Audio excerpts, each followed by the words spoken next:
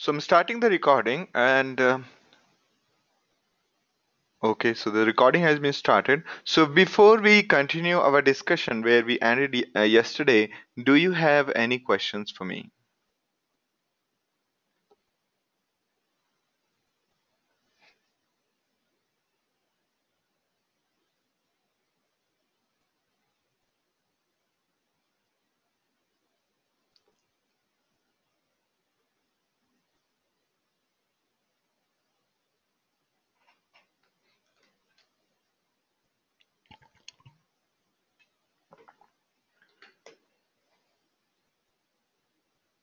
Okay. So Shisha has questions on exercise. No worries. We will discuss the problem related to the exercise. All right. Do you have any questions for me before we start the session? No questions, I assume. All right. So yesterday we did hands-on on Hadoop streaming job. All right. So, okay, there were a few things which we have not discussed yesterday. We will discuss those now, and then we will take up the exercise problems. All right.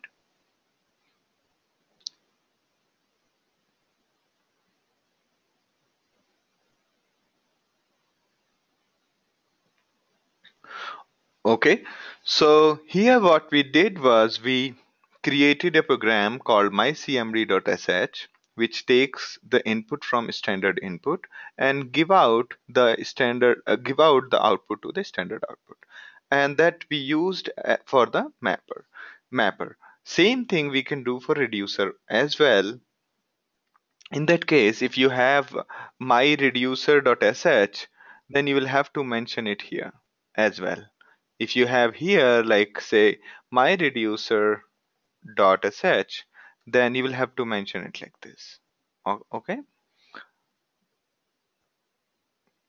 All right. Now,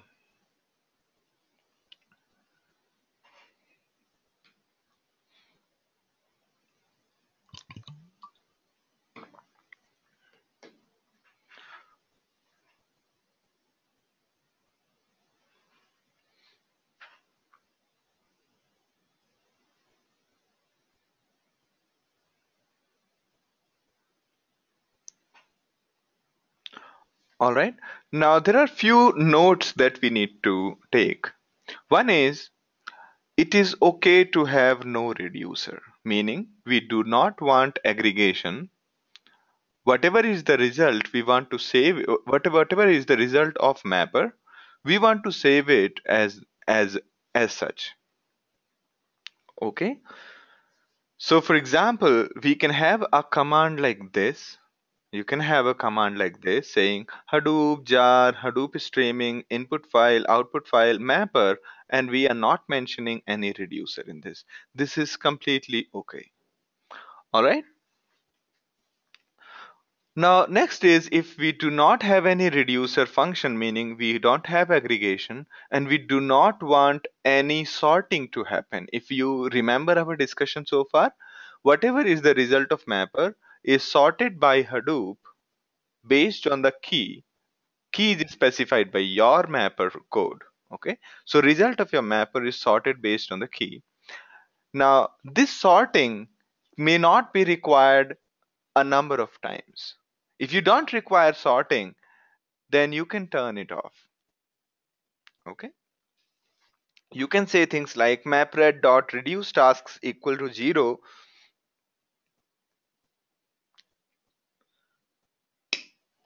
All right. Now question is,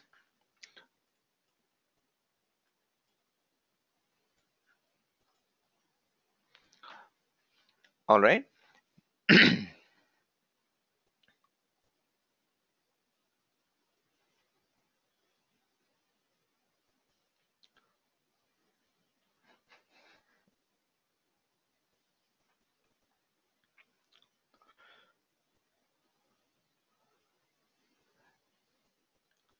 So any doubt about the sorting part? So it is up to us whether we take the reducer or not. All right. And we can choose not to have any reducer. Now there's a question from Srisha. She's asking that, can you give me a regular expression to split the character in the word? So I'll show you quickly. So let us say that, are you able to see clearly the font size? I think it's good enough. Now in this, let's say I want to convert this into one letter per line, right? So what will I do is A to Z, and then I'll replace it with whatever it is, and new line. Okay, so you can see that.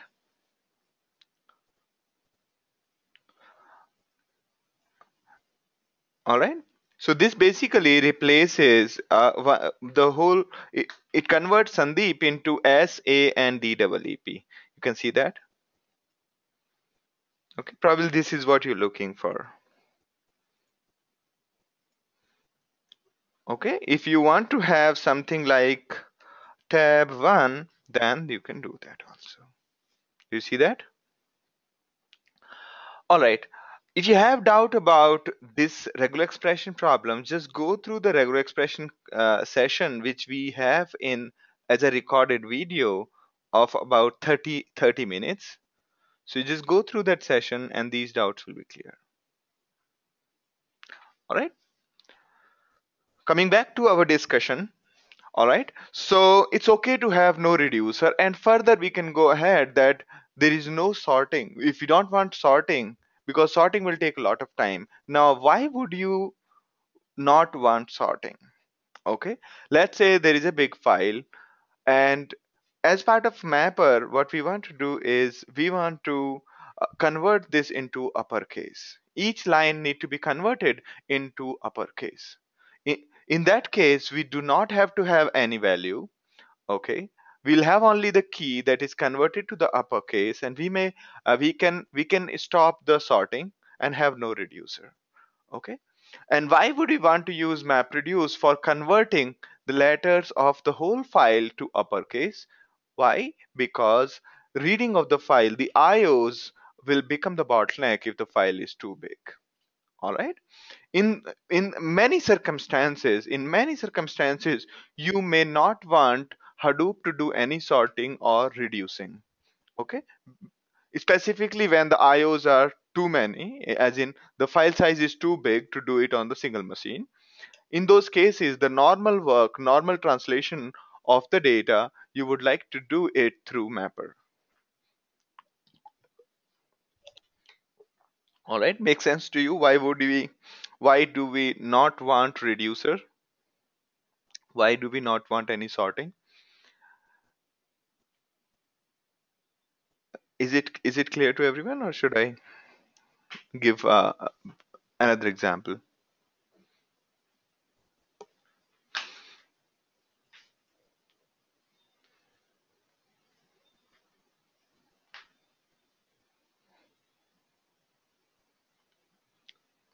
So Abhishek's point is, since the file is lying on different systems, so that we can use MapReduce for small tasks as well without any reduce step. So uh, whenever we are using MapReduce, the file has to be, if you are using mapper part, okay, and you're not using reducer, you are basically using mapper because of two reasons. One, to have the good IO throughput. Second is to utilize multiple computers to do the things. Okay.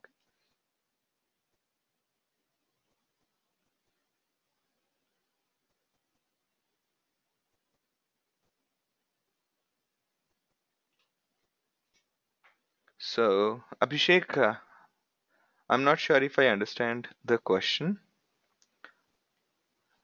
Since the file is lying on different systems, so the file we are talking here is lying on HDFS, but different systems may be different machines.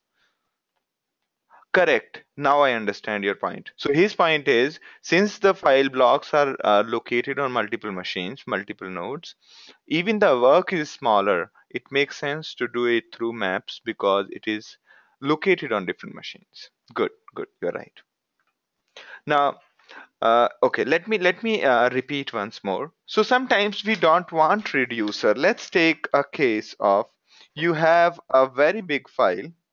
Okay, so you have a very big file containing some lines. Okay, let's call it line 1 and line 2 and so on, right? Now you want to convert it into uppercase. You want to translate it into uppercase. Okay, now how would you do that? Okay, this file is say 100 terabytes, and all you want is to convert it into uppercase. Or let's take another example. Or let's take a very real example. Let's take a very real example. You have you have 100 terabyte of Apache logs. Okay, and what does Apache log have? Your website logs. Okay, basically the website logs. And what do you want is at the end of day is find out find out which websites. I mean, all you want to do is find out the list of URLs and the date. So the result you want is date and colon and URL. Okay, URL and space or space and on what date. So what do we want is we want like this. Okay, so URL tab date, this is what we want. On in the input, the logs generally look like date, and date followed by tab, date followed by tab, URL followed by uh, some other the time, the user ID and so on. Okay, so there are a lot of parameters in this Apache logs. Okay, so you may want to clean up these logs and only want URL and date from and for IP addresses of United States. Okay, so basically all you want to do is go through this whole 100 terabyte of Apache logs, only leave the lines in this format for where the request is coming from coming from US IP addresses. Okay, all you want to do is just go through line by line, check if the IP address is in certain ranges or not. If it is, then spit out in the form of URL tab date. That's all we want. Okay, so in this we don't need any reducer.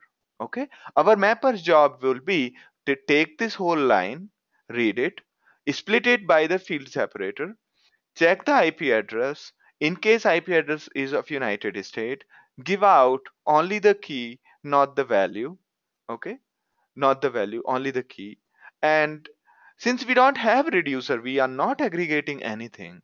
Therefore, we don't need reducer. We don't want Hadoop to do the sorting. It's just a simple plain translation of one input data to another output data.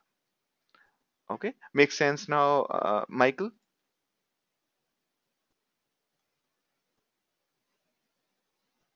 Great.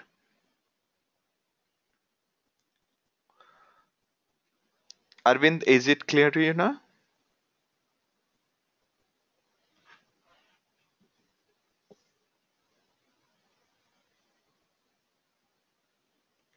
Priyabrat, you also had the same question.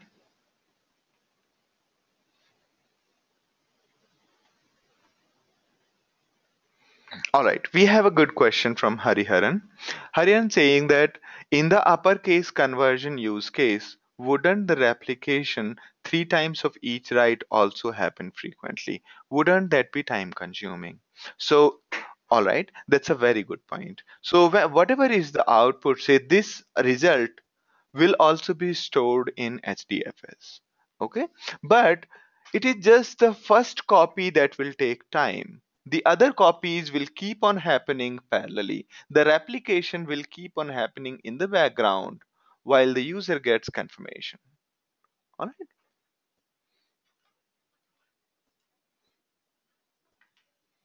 right.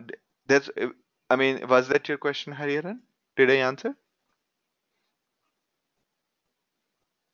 Great. So, all right. And trust me, it takes a lot of time to read 100 terabyte data, and that is why generally using MapReduce solves a lot of issues. Okay. Also, also one more thing which we had to discuss here, when we are having too many maps. So when we have no reducer, right? Which means there is no need to transmit the output of individual mapper onto a third machine, onto some other machine, right? Because we are not going to translate we are not going to sort, merge, or do anything, right? It makes sense to store it directly onto the HDFS. So in such cases, when you have no reducer, no sorting required, there is no need of transmitting the data and merging it. Therefore, the number of files will be governed by how many map tasks you have. The way when you had reducer phase, the way the way in the reducer phase, the number of output file was decided by how many reducer we had. If you have no reducer, the number of files are decided by how many mappers we have, because the output of mapper directly goes to the data node, which is generally local on the same machine, and from there onwards these files start replicating to the cluster. Okay, that means the overall transmission of the data did not take too much of time over the network. Although the replication will take time, that is true. But for the first copy, for you to get the result, it will be instant. Make sense to all of you now?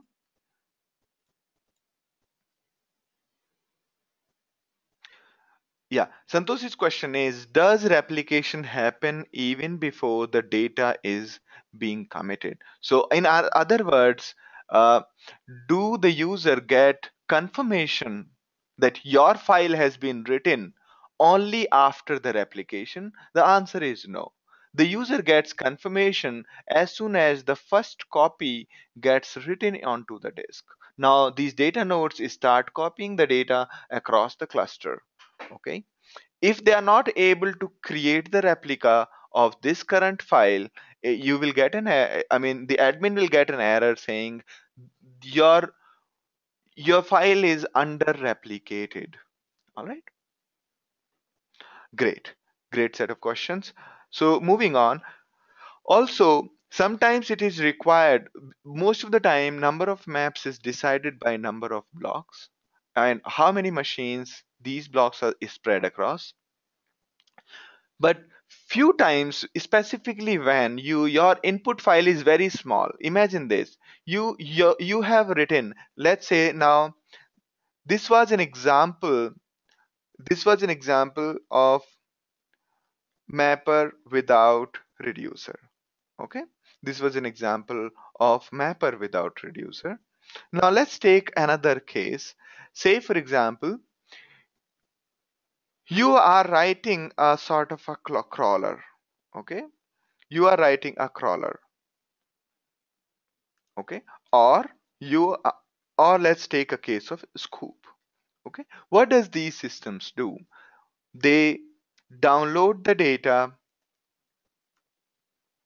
data from some remote machine. Okay, so the input to these programs is quite small. All right, the input to these programs is quite small.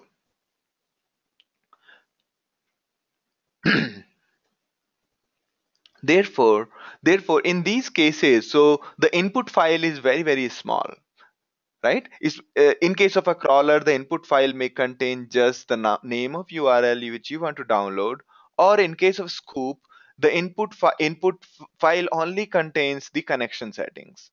All right, or input file is just empty file. So in such scenarios, the number of maps, the decision of number of maps cannot be left upon upon yarn, upon Hadoop, because input file is small, so it will have only one mapper, right? Therefore, in these cases, you can tell Hadoop that, hey, can you just run whatever is my code, even if there is no data input for my code? Can you just run it on multiple nodes? Because I have something internally which I need to do on each machine. Okay, so that way, that you can do by setting in the configuration the number of map tasks. I'll show you when we will. Also, you can have a look at the API which we talked here. There also you can set the number of map tasks. Okay, now there is a very important questions.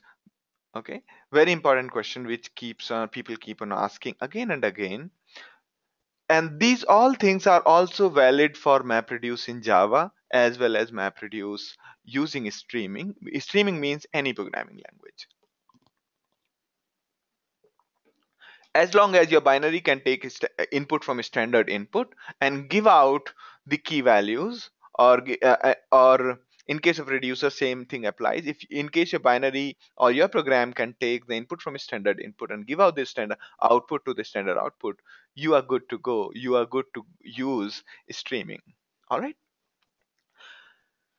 Performance wise, there are few frequent questions. Performance wise on streaming, there's a only minor delay of maybe a few milliseconds while executing a binary, because in case of a binary there is an external our MapReduce, the Hadoop streaming job has to execute your program, right? And it has to be executed multiple times. Therefore, there might be a slight delay in the way streaming job interacts with the operating system to execute an external command. There'll be a slight delay. Okay, but it would not impact your overall processing, because it doesn't have to be loaded again and again. It's fairly fast once it is done. Okay, so it's only one time cost.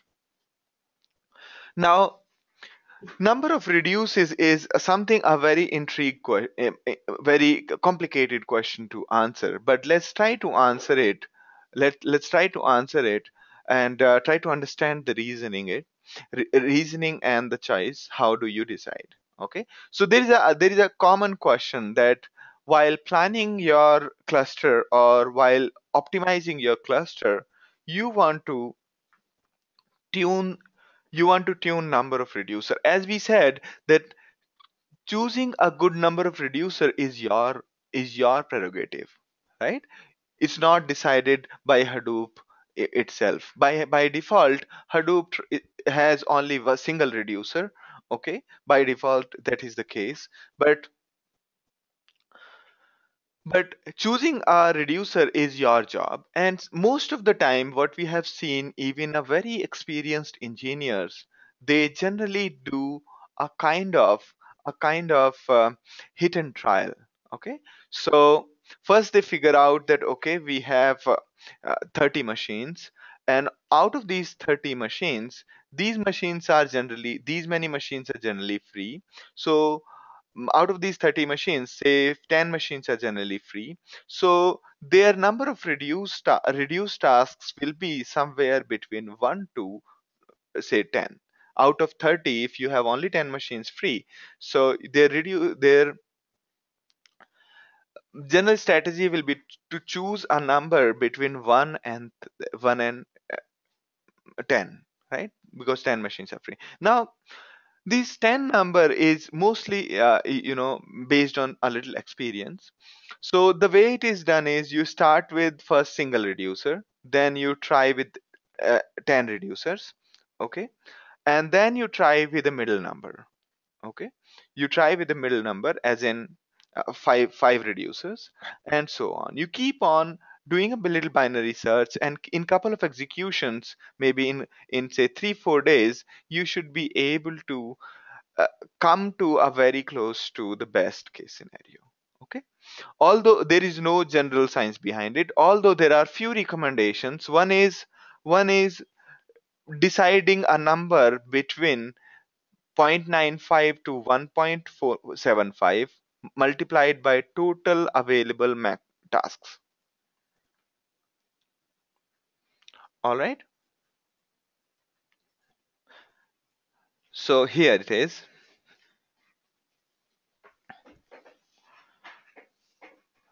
So you have some max tasks, and max task is total number of nodes and number of maximum tasks that can be executed on one machine at a time. By default, by default, each task tracker as in individual node, which is configured to execute things. So each task tracker is configured to execute two tasks at a time. Meaning, if there are two jobs parallelly running on on the cluster, each node can handle two tasks. Okay, at the same time. If you have more number of cores on a machine, if you have 10 cores on a machine, then you can increase these max reduced tasks on a single machine to 10.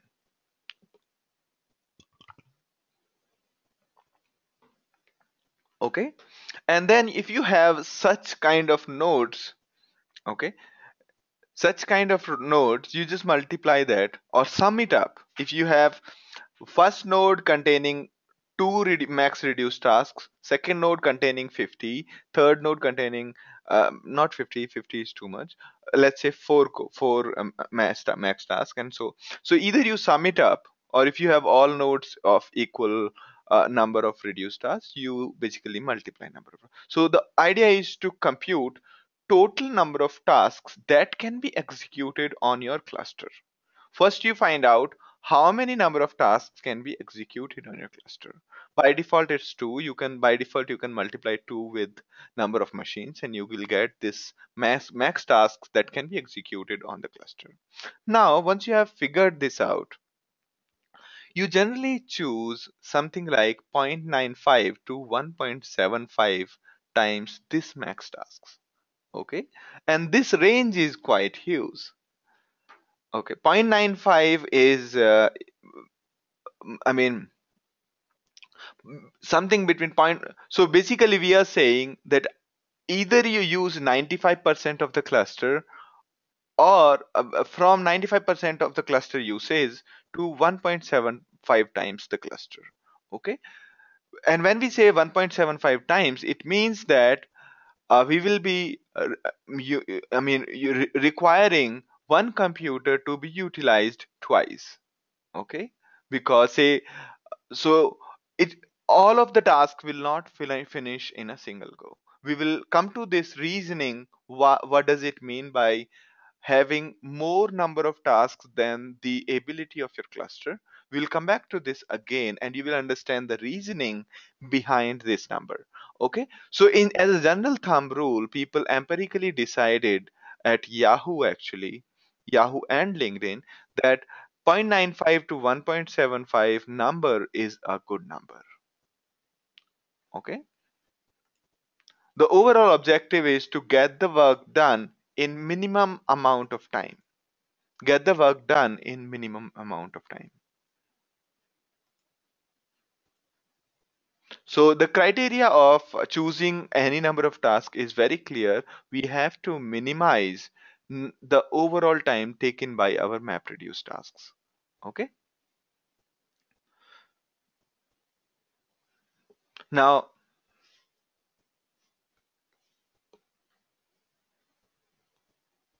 if you have more number of reduced tasks, which means if your application is very reducer intensive, meaning your reducers are doing a lot of job, okay, in those cases the overall result might be little faster. Okay, but in case your data is small and you have divided it in amongst hundreds of reducers, then the the framework load will be higher, And in these small data cases, it might impact you badly. Next is the chances of failures are reduced. Why? Because total number of keys will be divided amongst more number of nodes, which means the individual section which fails can be quickly assigned to another nodes. And this individual failure cases will not impact our large computation. It will only impact a smaller computation. Okay, because there are so many nodes, so we have distributed data amongst more nodes, which means in case one node fails, it will only impact our small computation, which can be quickly assigned to another nodes which are working fine. Okay, so it won't happen that we have our 90% of data, say our 50% of data is on one node, and 50% of the keys are on one node being reduced, and 50% of the keys are on another node being reduced. And w- the first node took a lot of time to do a lot of work, and by the end of it, this node shuts down for whatever reason. Now, this computation, whatever was done by this reducer, will have to be redone by somebody else. So there's a lot of time lost in this. All right. So that improves our overall chances of success. All right, makes sense to all of you.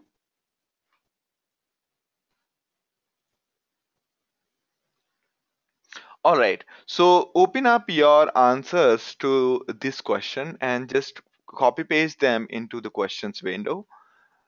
Okay. If you have already answered, just open it up. It will be under your, if you go to Know Big Data, and you will see user account, and you will see my result. All right. There you will see your answers. Okay. Has anybody attempted this first question? If you have, then just copy paste your answer here.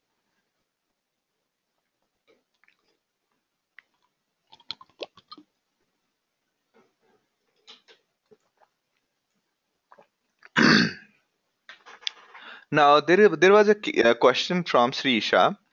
When do we prefer using jar for mapper and reducer? Okay, so the quick answer is whenever we don't want to use Java, and if we can do something using streaming, we do that. Okay. Otherwise, if we are very comfortable with using Java and more confident using Java and quickly can do the things, then you go for Java. The other reason The other reason why would we want to use streaming is, let's say there is a legacy code. There is some Perl script somebody has written. Now you do not want to write that code again. Okay? In those cases, you can simply use your Perl script as a mapper. If it takes the input from standard input, you can use that one.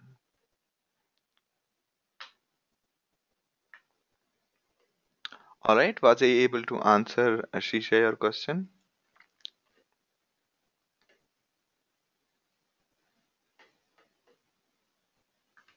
All right. Damodaran, you have, you work on it.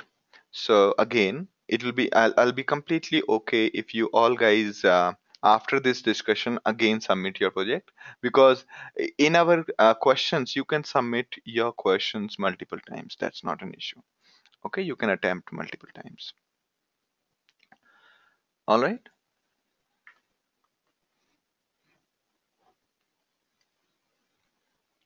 So mapper, okay.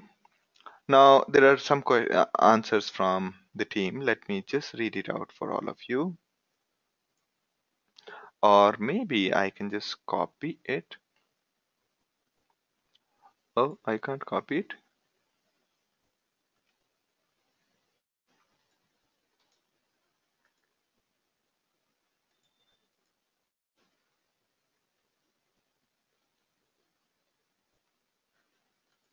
So we have Anud's answer. Anud's attempt is, for this particular question, Anu's attempt is replace all capital letters A to Z, change this, reduce. Okay, so first question to all of you is, do we need MapReduce? Yes or no? Arvind says yes, we need MapReduce because the size is very big. We have to split the text. Okay, so so let me repeat in other words what Arvind says. Basically, if the data grows beyond a certain point, then we require the map, map reduce. If your data is say in few GBs, 2 or 3 GB, a single machine will suffice. Okay, you don't require the whole map reduce process. Shisha's question. Okay, this is good. All right. Okay. All right. Savita also says yes, we require map reduce. All right. So, Kirupa, this will be under your courses. If you go into here and if you go into my courses, and you will see only one. For me, it's showing multiple. So here you will see in the session number 2 or 3.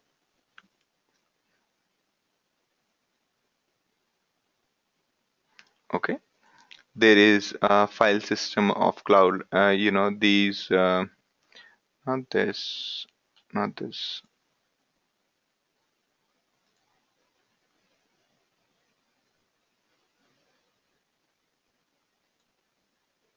Yeah, this one.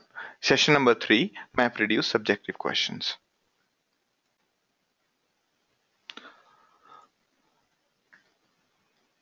So Abhishek, are you not able to go into my user account and then see the results? My results, my results.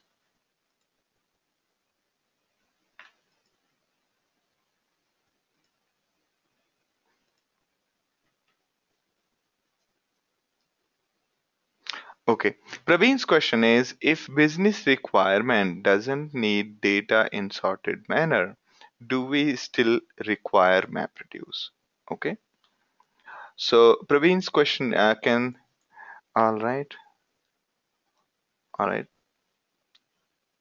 Let me first answer this and then we can discuss that. All right. So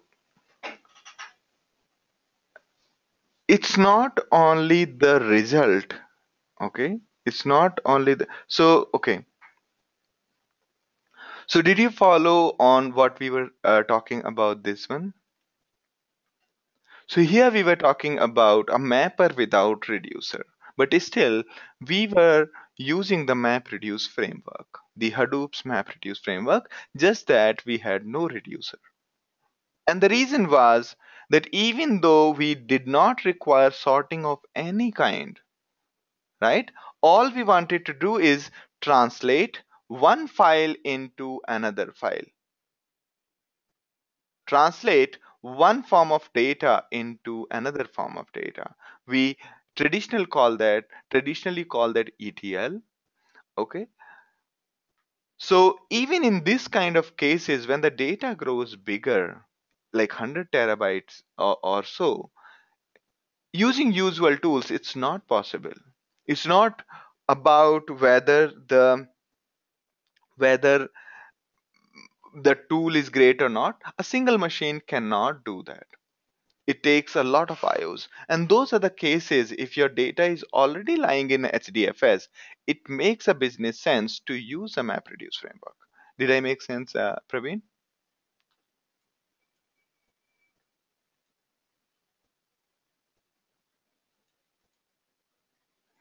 Great. Now let's attempt the other problems. So let me just open another window. All right. So it will be difficult a bit to.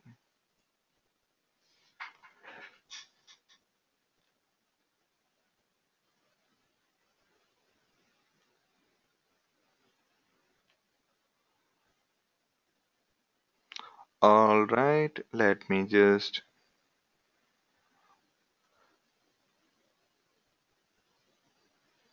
Okay, so here is an attempt from Hariharan. Okay, so key is the letter, value is the frequency. Good. And here is an attempt from Anuj. Replace all capital letters to small letter. Change the input. Okay. Build a map. Okay. So build a map as in, are we talking about hash map or our mapper is giving out these key values? Anuj? Okay. Now we have Arvind's suggestion here. Okay.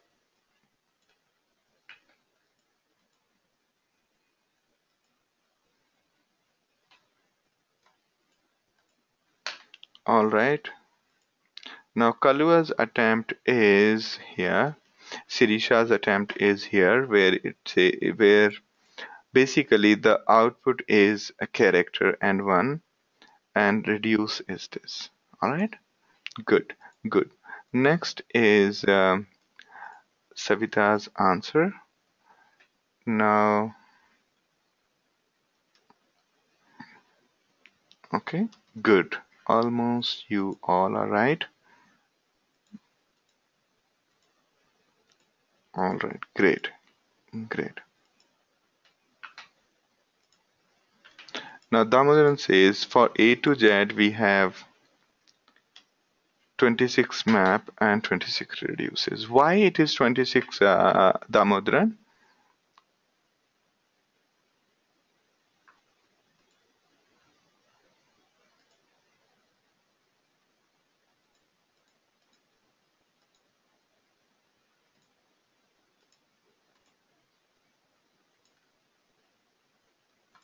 All right, here is the answer from Abhishek.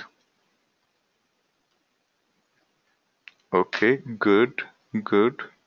So these are all correct. If, all right, let me understand. This is correct. Sorting by framework, reduce. So reducing, all right.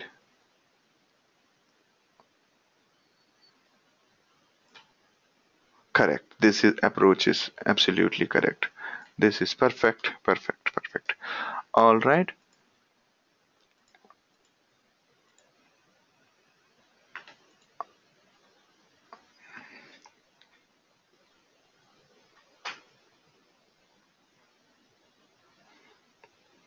All right. So yes, there will be 26 keys only, but that doesn't guarantee that there will be 26 maps. Okay. It's not necessary that it will definitely have only 26 reduces. Okay. Maximum 26 reduces, but will not have 26 maps. It will depend on how many blocks of data is there. But definitely there'll be total, so sorry. It's not also necessary there'll be 26 reduces. Again, it will also depend on, it will, total number of reduces will be a function of how many you configure. But the total number of keys that will go to the reducer will be 26.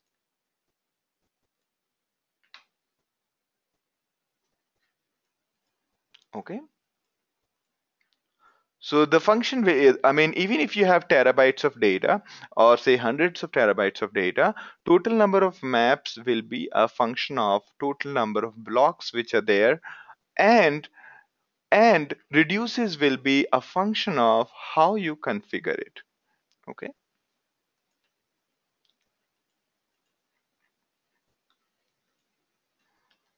But yes, the total number of keys will be 26. Great. All right, so almost everybody has answered this question correctly. All we would require is, So if we have data below few GBs, okay, generally few researchers have figured out that data is close to around 13 GB. Up to 13 GB, it can be processed easily on a machine, single machine. But beyond 13 GB, for a normal operation like counting letters, beyond 13 GB, it would require multiple machines. That's a very very vague answer, but they don't hang up on it, okay? Because don't hang on. I mean, don't take it that way, because it will always require what it is all based on. What kind of work are you trying to do? Okay, so saying that for any computation, if it is beyond 13 GB, then go for cluster, otherwise go for local machine, will not be justified. Okay,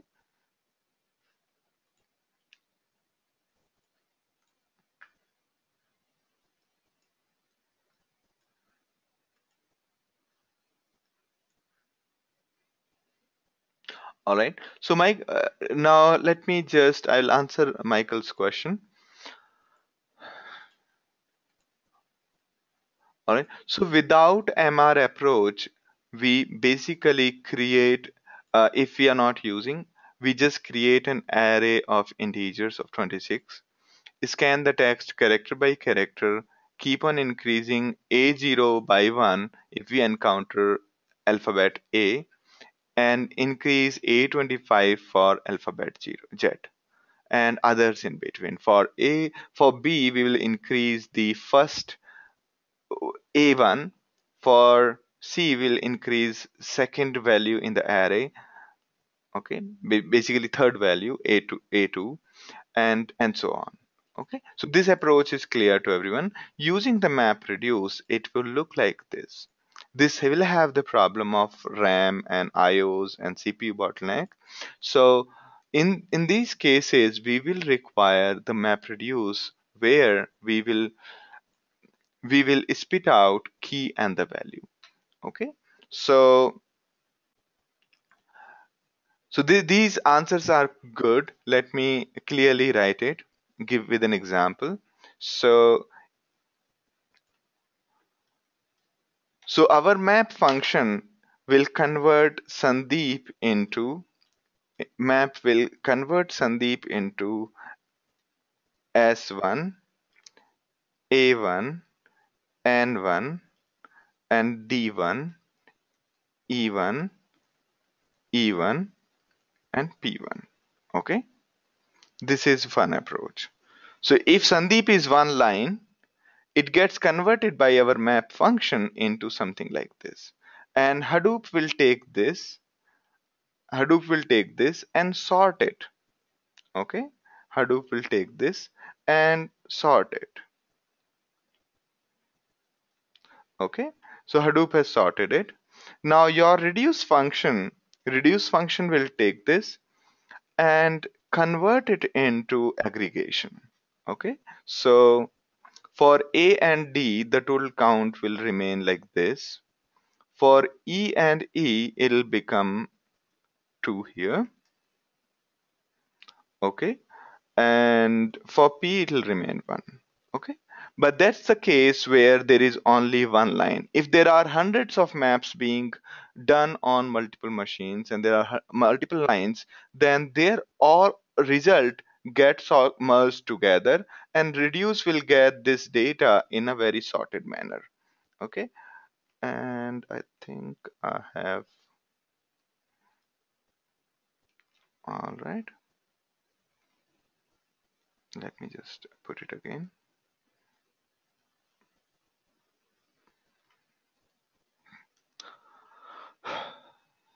Okay, so imagine that our input has a line called Sandeep.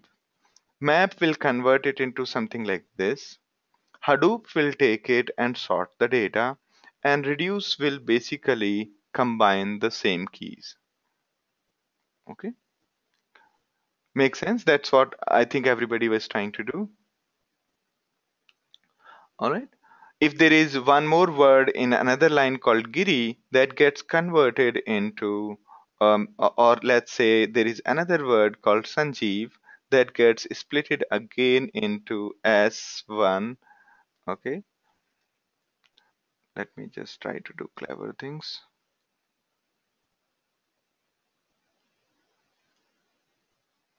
All right, it gets converted into something like this, and Hadoop will basically take all of the input and then sort it.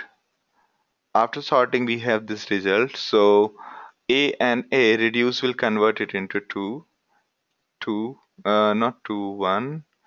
E will become 4 and J will be 1. J will be 1. N will be how many times? N will be twice. P will be once. S will be 1. V will be 1. Alright. So this is how we are going to do the letter counting.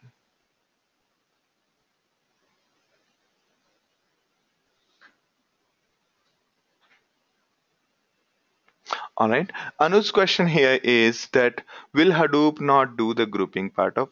So here that is one minor difference between Hadoop streaming and normal Hadoop. Hadoop actually does grouping for you, okay? But Hadoop streaming ungroups it, okay? Hadoop streaming as a principle, they basically ungroups it. All right. I looked at the code of Hadoop streaming and I realized that they were basically the Hadoop streaming library was ungrouping it.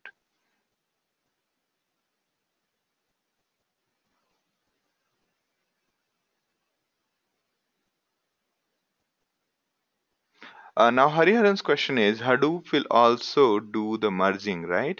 Example E11 where the value will be handed over to the reducer as an array of value.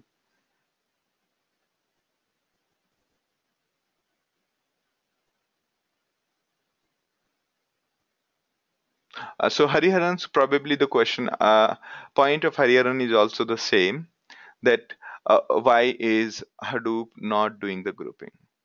Okay, you are just calling it a merging probably, right, Hariharan?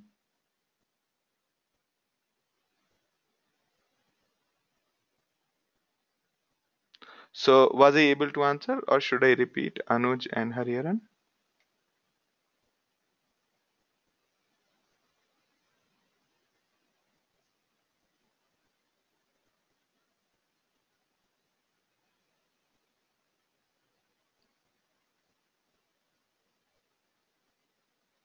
So basically, actually Hadoop does the grouping, but Hadoop is streaming as part of, because it is standard input and because they have to feed it to program, they ungroup it. Okay.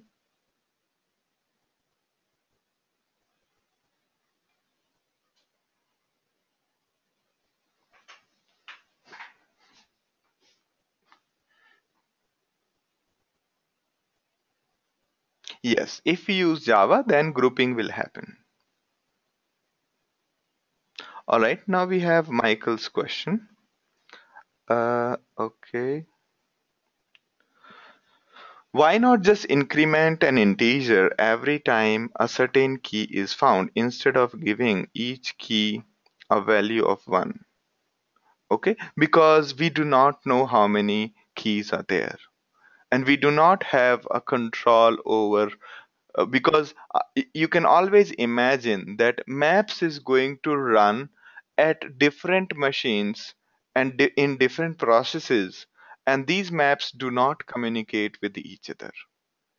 Okay, therefore let's say there is A, and so the only control a map has is over a single line. So probably what you mean to, so your point would be valid in a certain kind of optimization. For example, this is a very big line which contains many characters. Okay, many characters and has many repetitions. Okay, so there could be many ways to do this. So let's say this is our input line. Okay, so there could be a way of converting this line. There could be a way of converting this line in a usual manner. Okay, so for example, the way we were doing earlier. So like, so let's first translate it to. I'm using the Unix commands inside my editor. Okay, so let's say we have converted into lowercase, and now what we are doing is we are converting into key value. Now you can see that. You can see that. So we have converted into key values like this. Now your mapper if is giving 88 values, right? Your mapper is giving 88 values here, right? So your mapper can do a little clever things. Your mapper has given 88 key values. Your mapper could do a little bit more clever things. Your mapper itself can do the word count for the whole line and then give only the 26 instead of 88, right? For example, here instead of, so let me just sort it again. Let's say this. So how many times A is coming? 8 times, right? 8 times. So instead of giving A so many times, not 8 times, many times actually. Let's say it's coming 11 times, okay? And C is coming how many times? 6 times, okay? So one way could be that if it basically takes the full line and prints out letter and one, or it could do a little bit more optimization of of doing the frequency analysis of each line, okay?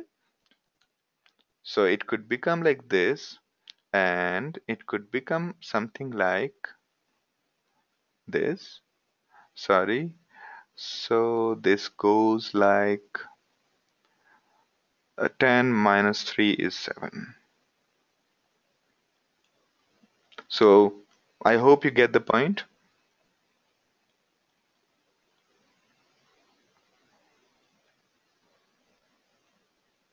So the total number of keys which your mapper will be spitting out will be far less, correct?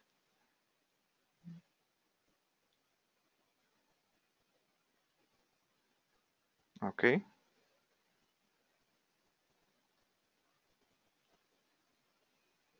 So I hope you got the point. Or I can just do few clever things, really clever things.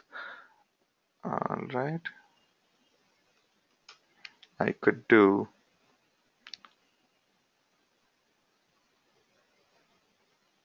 All right, so we have this and we do this, and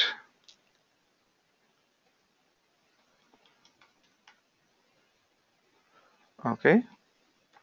So instead of giving one letter at a time, what we are trying to do is we do the computation, and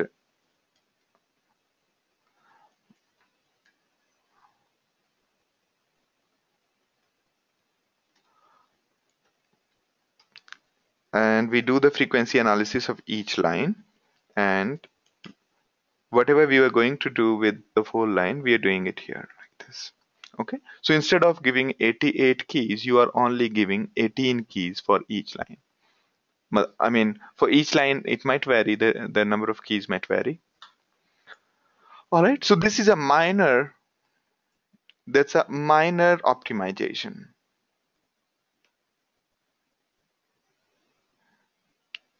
Okay, so Damodaran, that should be the default behavior for the problem in the mapper. No, that's not the default behavior. It is up to you how you design it. Okay, it is up to you.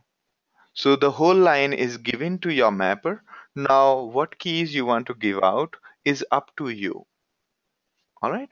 Is that, am I in the context or was it a different? Okay. So that's another approach. We will discuss few more approaches. We will discuss few more approaches to this. So that's what we have demonstrated here. Mapper 1 will give out A10, B2, C3, D5, meaning the frequency of A in that particular line, frequency of B in that particular line, and so on. Maybe, okay, up to 26 lines. Okay, all right. So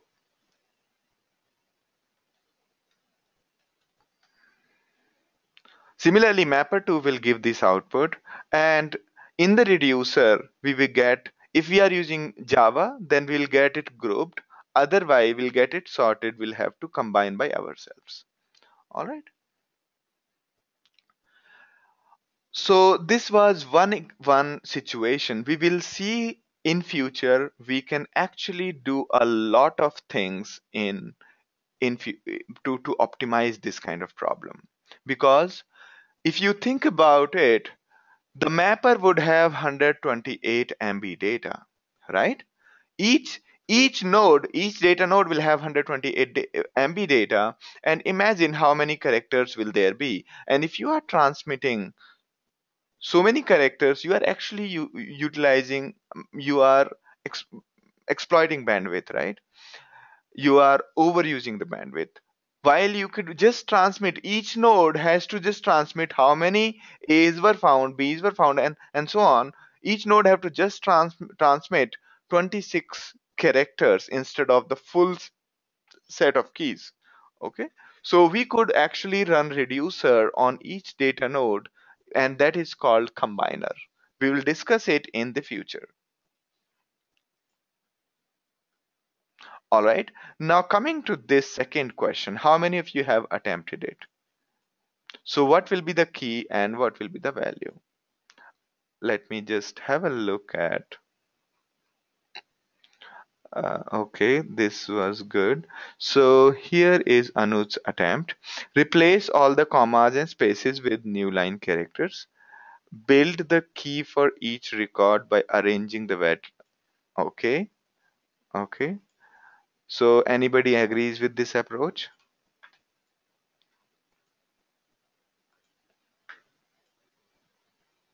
Awesome. We have another. Let me just put some other design here. Okay, so mapper says mapper's output will be key equals sorted word, and value will be actual word. And okay, this is another approach. Anybody else? Okay, we have Hariharan's. Okay, okay. So all of you so far have the same approach. How come everybody is having same approach? Wow. So Srisha, Hariharan, Abhishek, and Anuj, all of you are having the same.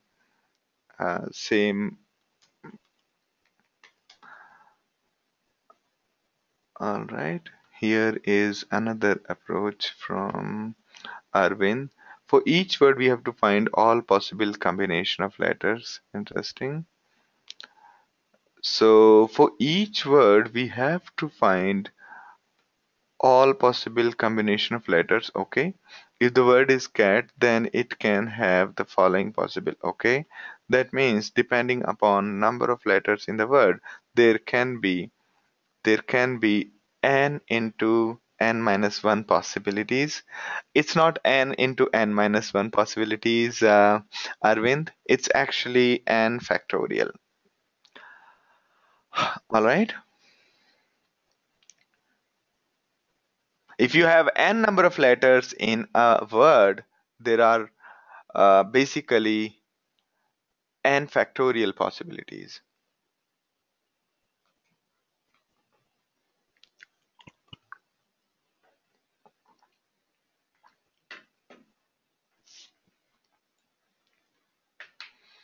All right.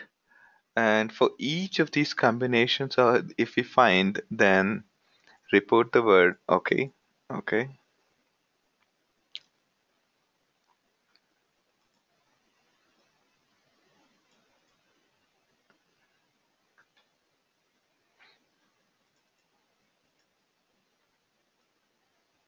So what will be the key, Arvind? What will be the key? Key is your cat.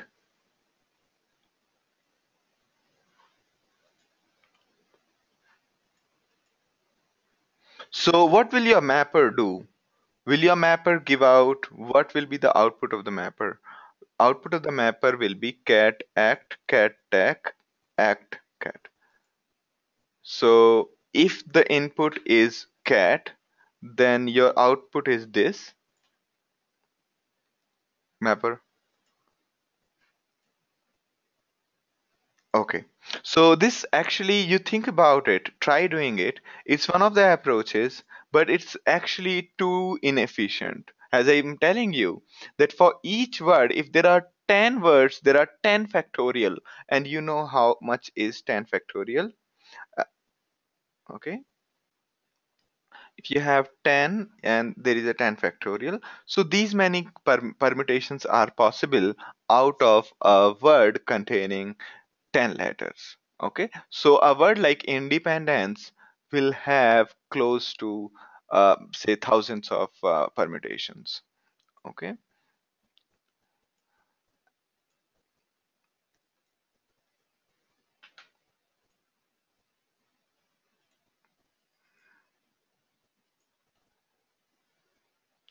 all right,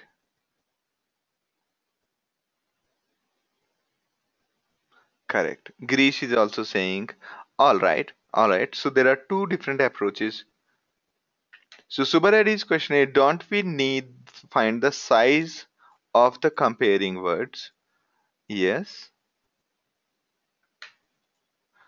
Now Damodaran says we can do the recursion to find anagrams. Okay. On what will we do the recursion? That I'm curious about.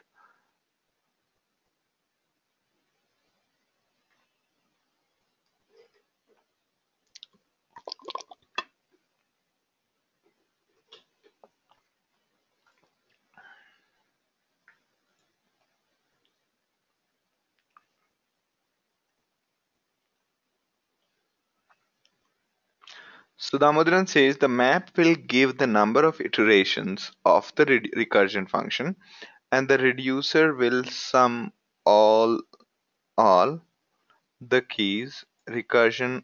No, actually, give me an example. This approach may not work.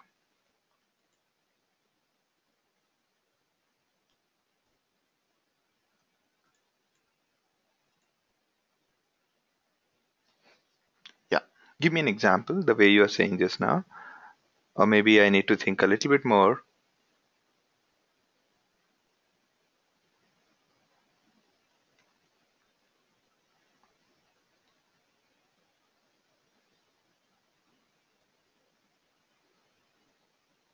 So Subba Reddy's question is, because I can get cat and catch. Cat is found in catch and catcher. So essentially they are different. That's correct. Correct. So the approach is here seems to be correct to me.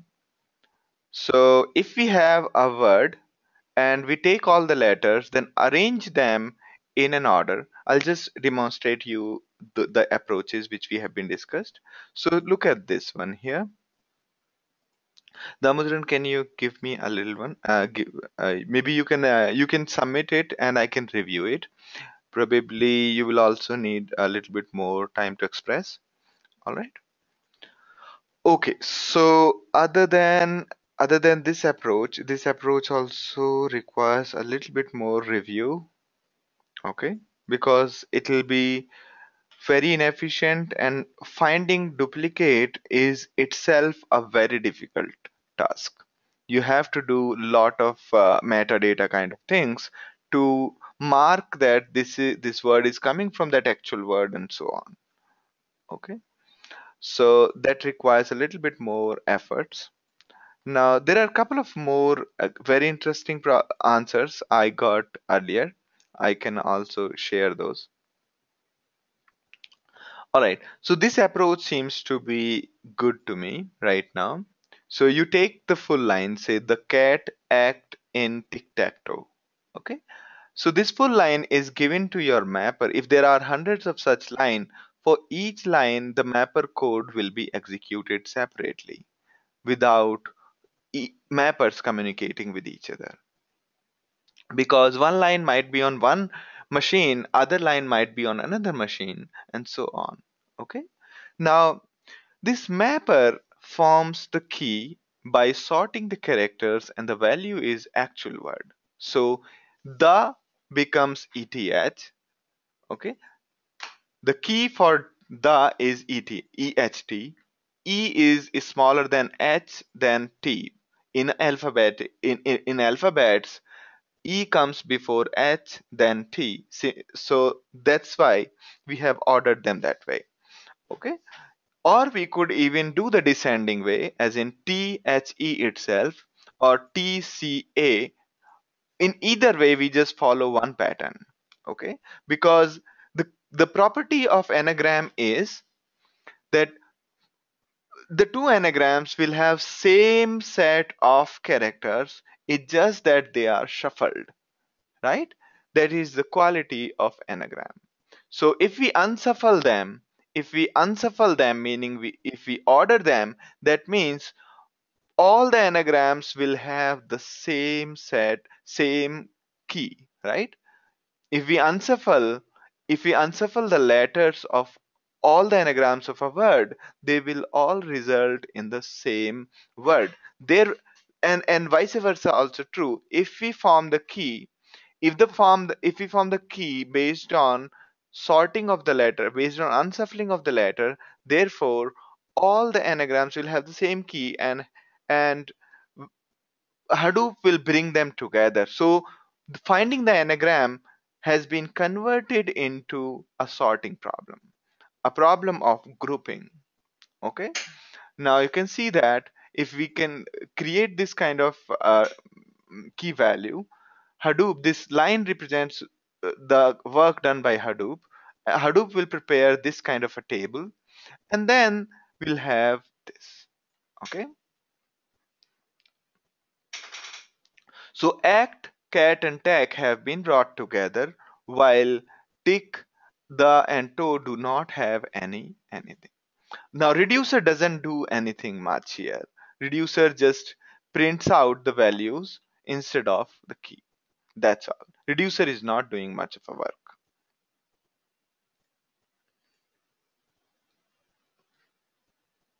All right. Any other question? We have answer from Damodaran. So in the mapper, cat will be passed into the recursion function so that all the anagrams are found in one pass. Okay. So all the it's not anagrams when you say probably you are saying all permutations of the word will be found, because we don't have access to the whole data in a mapper. We have only access to a single line in the mapper.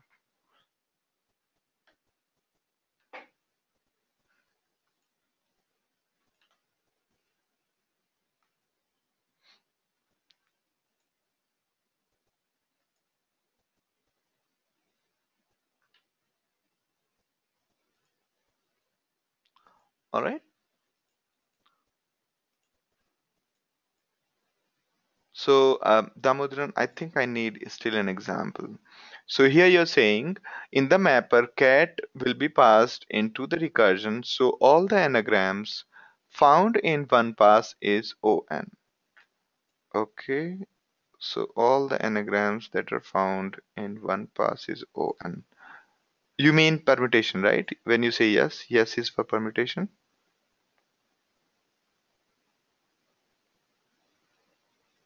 All right. All the permutations will be found in a pass. It will not be ON, it will be ON factorial. Okay. Now, now the mapper produces the key value pair for all the values that are passed to him. Now reducer receives a table like uh, reducer will receive a table like cat, mat, rat. It will not be, these are not anagrams of each other, right? These are not anagrams. So they'll not will be not the result of this permutation, right? And now the summation. Summation as in you mean grouping of all of these, right? Maybe we need to add a logic. So I think I get what where I mean it's the same approach what is mentioned here by Arvind, I think. The same approach as that one. So if we have say cat is converted by mapper into cat, and let's say we are putting A and C T A, and then we put A C T. Okay, sorry. I think I'll do a little better job. C, okay, let me just try to do a better job here. A C T A T C C A T C T A. All right, and then we have T A C T C A. Right? This is how many? This must be 3 factorial probably. 3 factorial 6. So this is correct. Yeah. So 3 factorial is 6, right? And this is correct. Correct. All right. And so when you have something like this, and we can also say this one, this, and how will we figure out at later point of time? This is, yeah, this is going to be a little more tricky, right?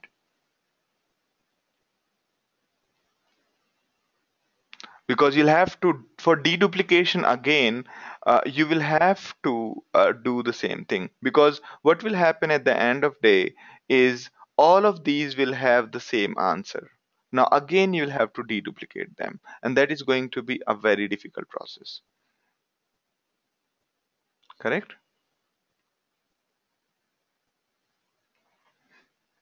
Yeah, Michael, so I'm trying to understand Damodaran's approach, and and see what could be the alternatives to our, yeah. Okay, so let me have a look at the full code as Damodaran is saying. All right, so yeah, all right, so great approaches, and yes. So I hope this approach is clear to everyone. This is probably the simplest approach. There are at least I can tell you two more approaches which work fine, but I'll not confuse you here.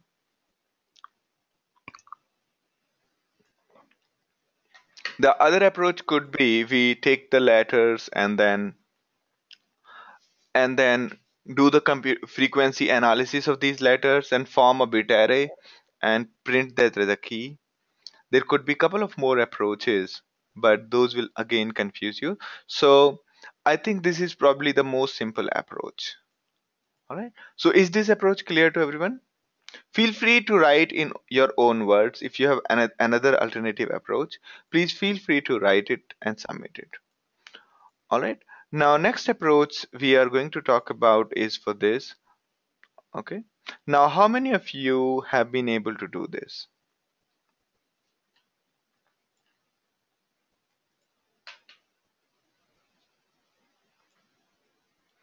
Yeah, the whole session is recorded right now. All right. Let me also check. Yeah, the session is being recorded.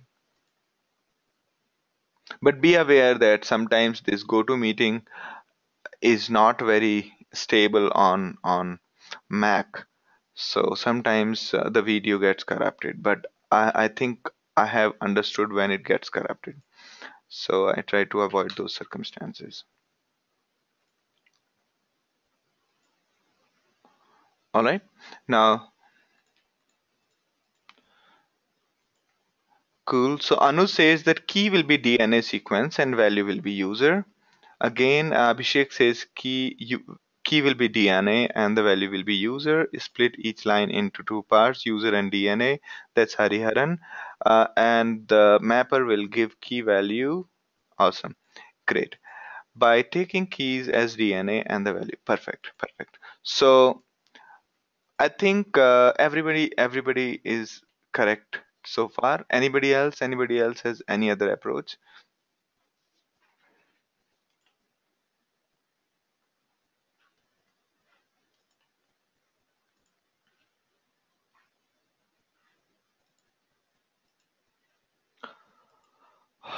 All right.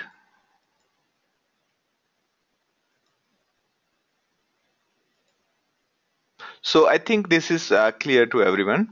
So mapper will basically give out DNA, which is ACGT, as the key, and the value will be user. All right.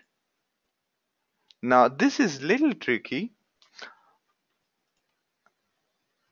Now in problem number 3B, how many of you have attempted? Awesome. So first correct answer. Anybody else? That is Abhishek. All right, Hariharan. Okay. Now we have got interesting answer. Now, all right, and that is Hariharan. Now we have Anuj's answer.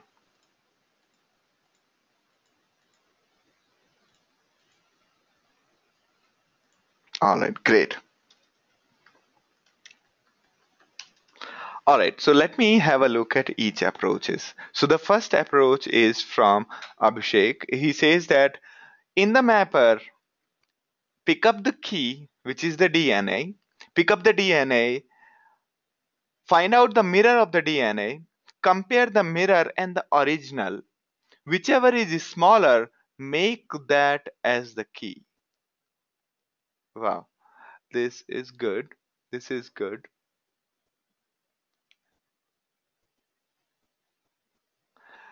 All right.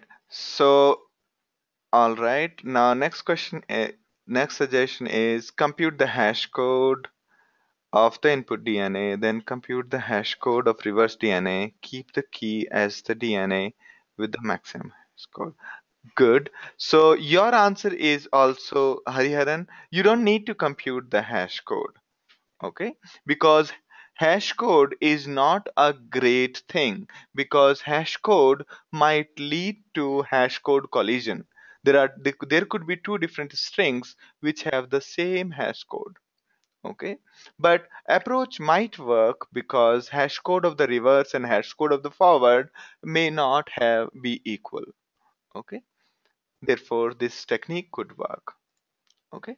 Effectively, you don't need to compute the hash code. You can avoid that step. Rest of your approach is great. All right. Next is from Anuj. Next is from Anuj. Anuj's approach is this. Key will be DNA sequence, value will be user. Why do we need to do that? Okay. So Anuj is saying that we could customize the DNA sequence matching. Okay. Basically, Anuj, we don't generally have a control over how will Hadoop compare with who. Okay. We only have a way of we have to implement. We don't have to implement equals function. We have to implement compare to function. Okay.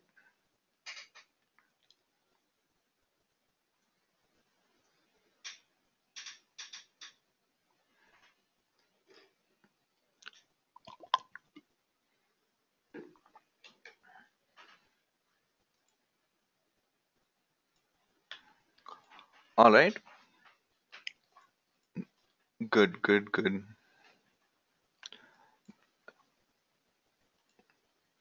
Now, Savita, this approach here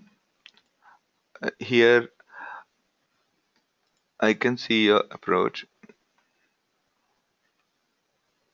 Key will be the DNA sequence, then search for user, and in the reducer, get the users based on users what? Uh, yeah, this one I want to understand. Okay. So, Girish, if we just group by mirror image of the user, then still we may not get the answer if you think about it.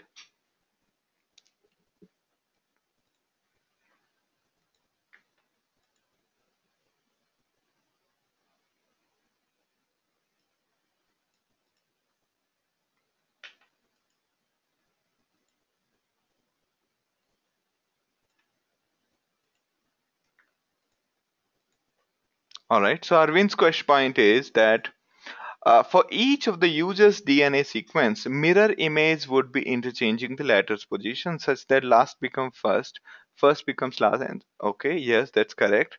So the key is a sequence and the mirror of it. All right, but that wouldn't give us the correct result. Let's take a case of here. So what you're saying is key will be a sequence like ACGT and TGCA, right? So if we for ACGT and TGCA, if we just form for this, if we are following your approach, right, the key will be this and the reverse of it, and the reverse of it is TGCA, right?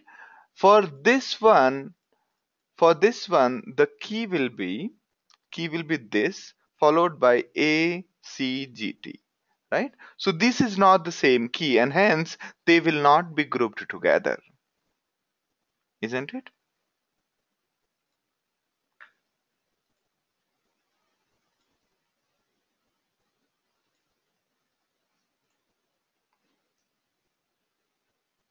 All right.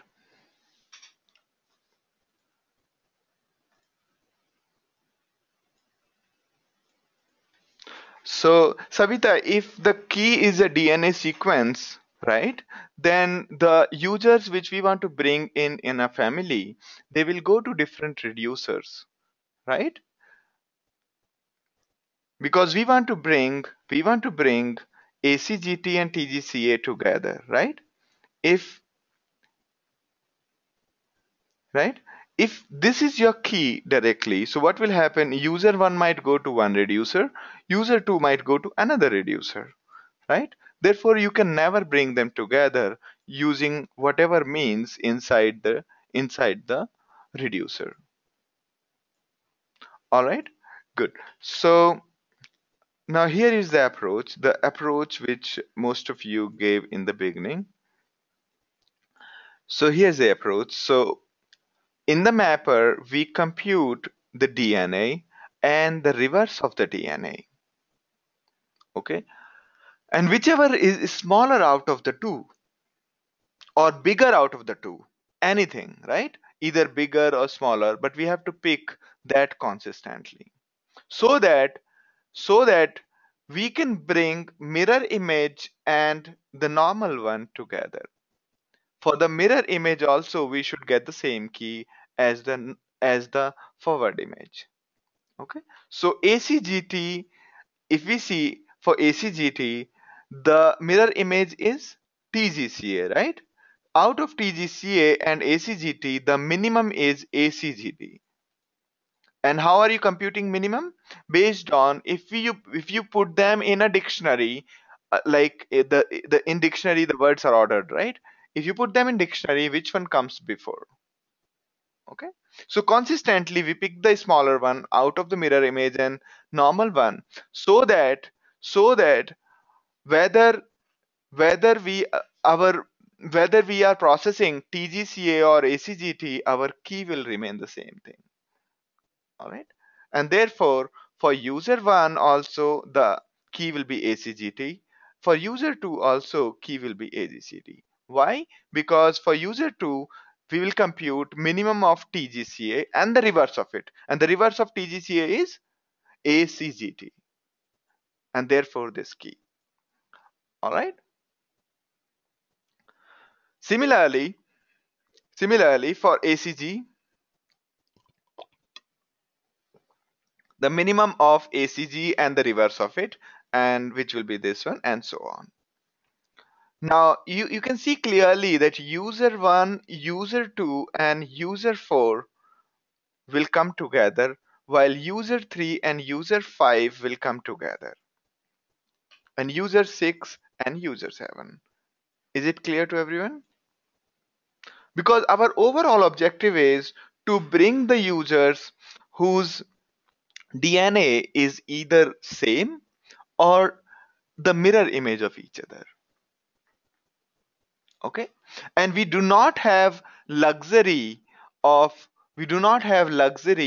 of compare each DNA with the other DNA. If you try to compare by yourself, take one DNA, compare with every other possibilities, then your algorithm is going to be n into n minus 1, right? Because for each of the DNA you are going to compare on the machine, right? You are not utilizing the normal sorting function, and you are not utilizing Hadoop. Okay, therefore you have to come up with these clear techniques to solve these kind of problem ideally. And this kind of problem, if you look at this problem, if in real life if you are given this problem, no matter which tool you use, whether Hive, Pig, or whatever, if you do not come up with a key like this, your Hive, Pig, or anything will not be optimum. They will be very inefficient.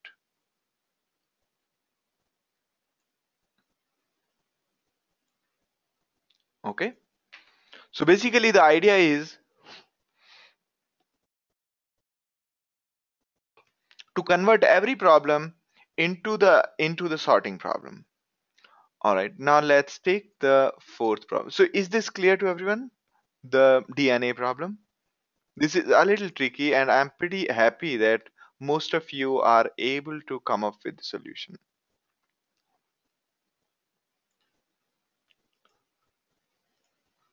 Great. Should we move on? Are you able to this one? Are you able to correlate that? Why did we use this kind of a weird way of solving problem?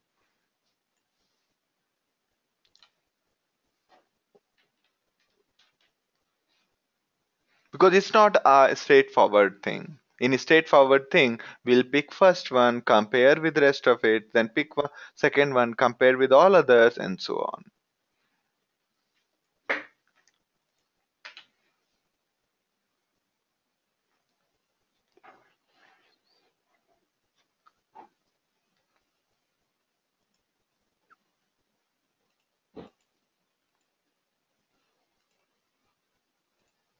All right. Now the next problem is little bit more trickier. So has anybody solved it? All right, I'll have a look at it. So here the idea is, how do we do joins? It's a straightforward joins problem.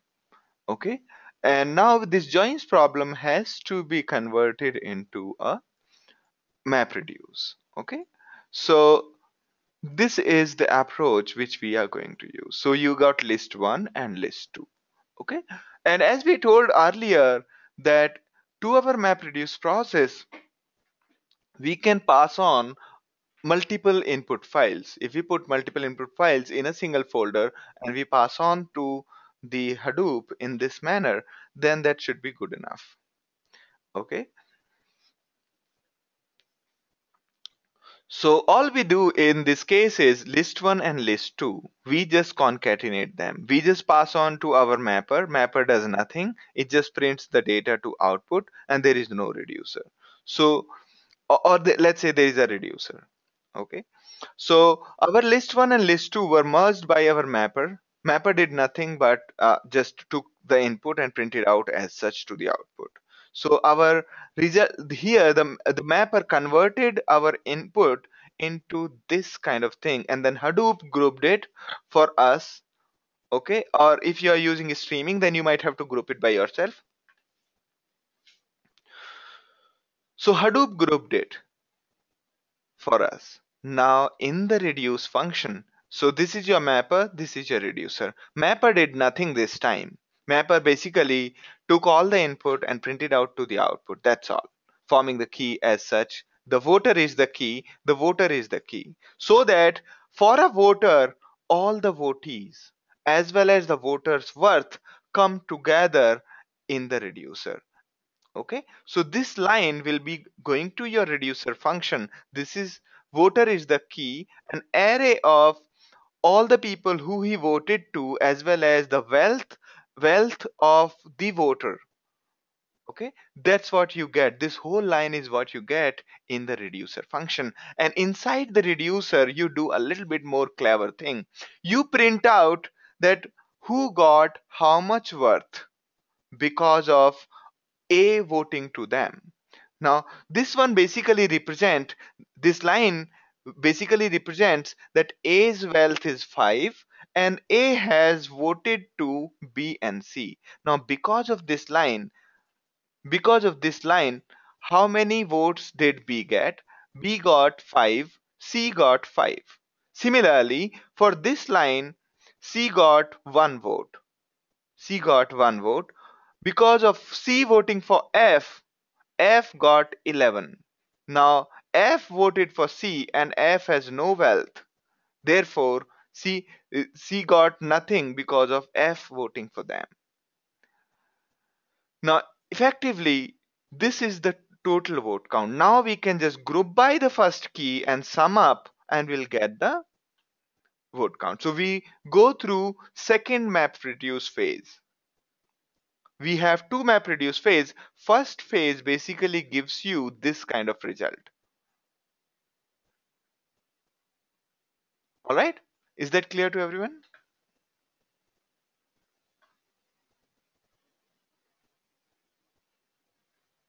No? So in this first phase, so there are two map reduce phase. Map reduce phase is from here till this point. You see this marker? Till this point, this is first phase. Second phase starts here. Okay? Second phase starts here, as in this is map reduce, and mapper does nothing but just key, it prints out B as the key, C as the key, and this is your value. And reduce basically sums it up. Okay. The standard group by the problem number 3B, 3A. That's all. Okay.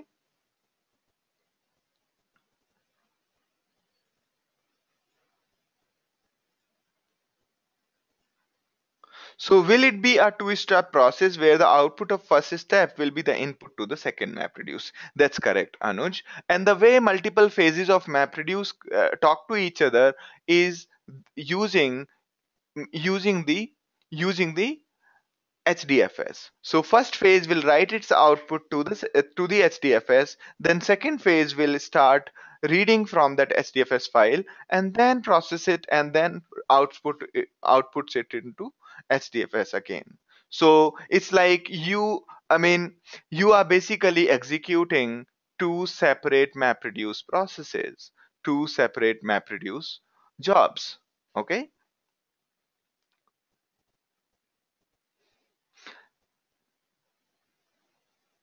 So Anu's question is, will it be a single command doing the two-step process? So these will be two separate commands. Either you can combine them by using ampersand operator, or you can write them into your shell command, such that after first finishes, then only then the second one starts. Or if you are using Java, then in Java we have a way to chain the jobs. Okay, or there could be a third way to chain the two jobs, that will be using the uzi. Okay, we will discuss it in next session also. Yeah.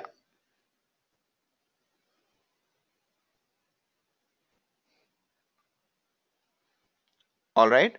Now, Abhishek's question is, could you explain the similarity with join operation? So if you see in list 1, list 2, ideally, if we had to just compute how many wealth each one got, we could just join list 1 and list 2 on voter, okay? And print out the voter and votee and the worth.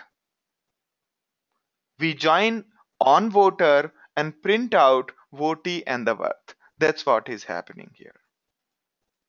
So if we had these tables, if we had to do it using databases, this is how it would look. Select votee, comma, worth from list 1, list 1, and list 1, list 2, where list 1 dot voter equal to list 2 dot voter. Okay, this is how you would do using an SQL. Okay.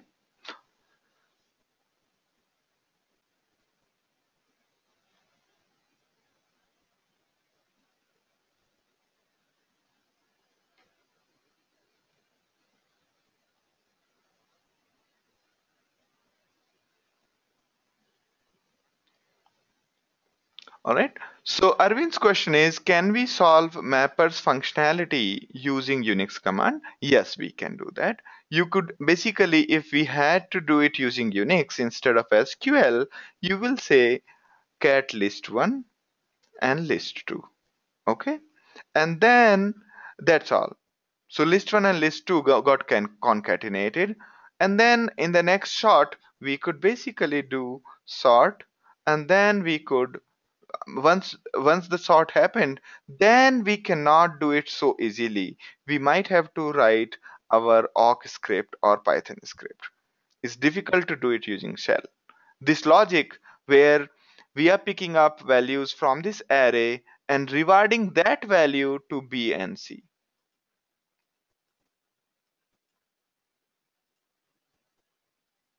All right, is that clear? Should we move on?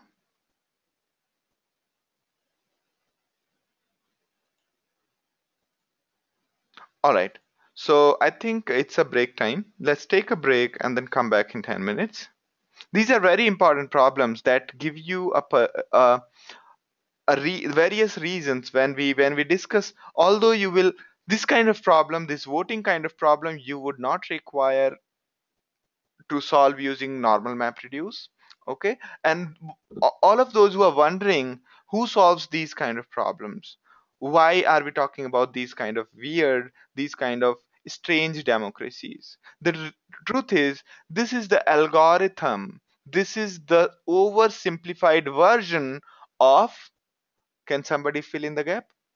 This is an oversimplified version of an algorithm because of which today we have the most successful company. Anyone?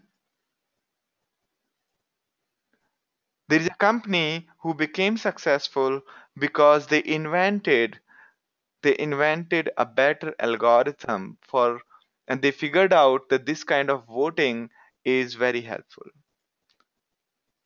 Correct. This is Google's PageRank algorithm. When when one page links to another page, that page is basically voting the other page. And based on the value of that page, the other page gets the value. If there are many important pages of the world are giving the href to another page, that means that the page being referred gets the cumulation value of all the pages. Okay,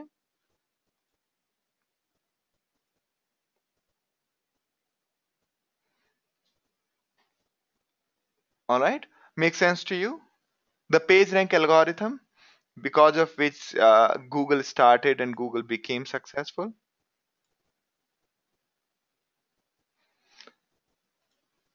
So, yes, Google invented MapReduce, Abhishek, and they invented MapReduce to solve exactly this problem.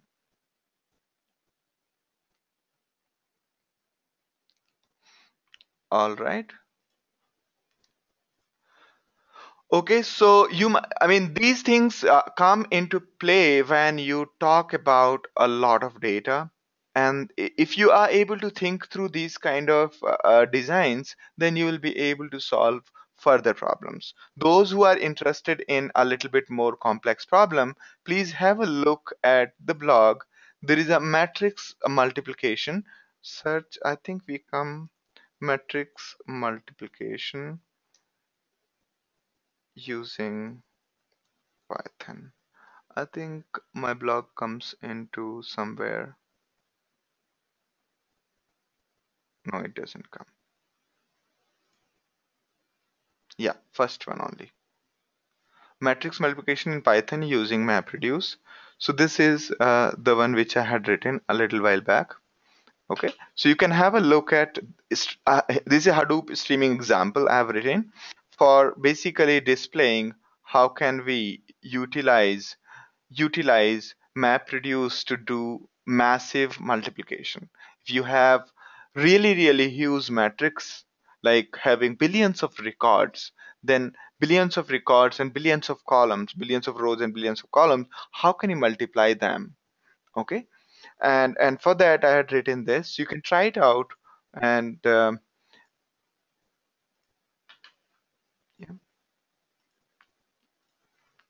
yeah. So here is the link. I've sent it to all. All right, so you can have a look, and this should be good enough.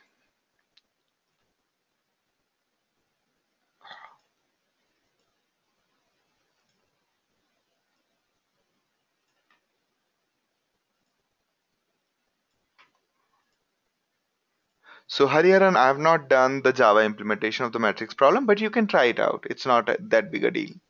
Okay.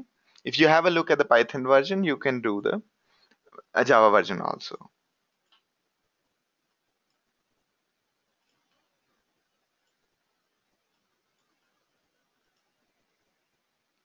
So this link is basically a matrix multiplication using MapReduce.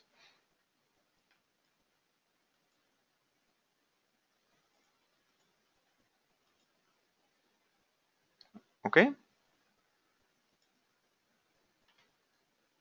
All right, great. So have a look at these things. There was no other link passed after the matrix multiplication. All right, so let's take a break at this point and then come back in 10 minutes. All right. I hope you guys are enjoying, and if you have any questions, please feel free to ask at any point of time.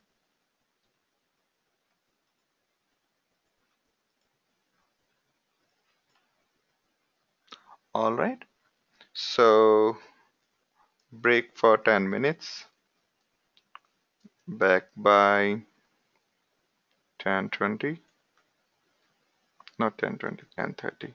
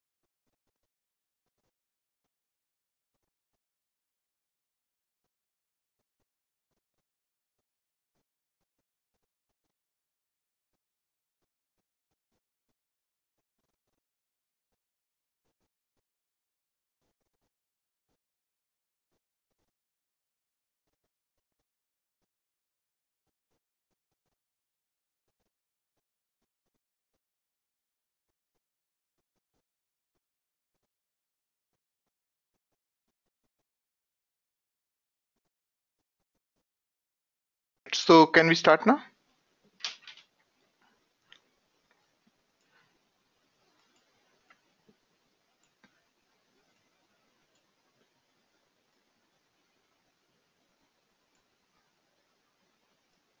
All right, great.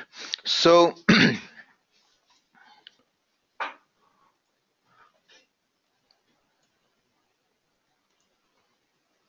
all right.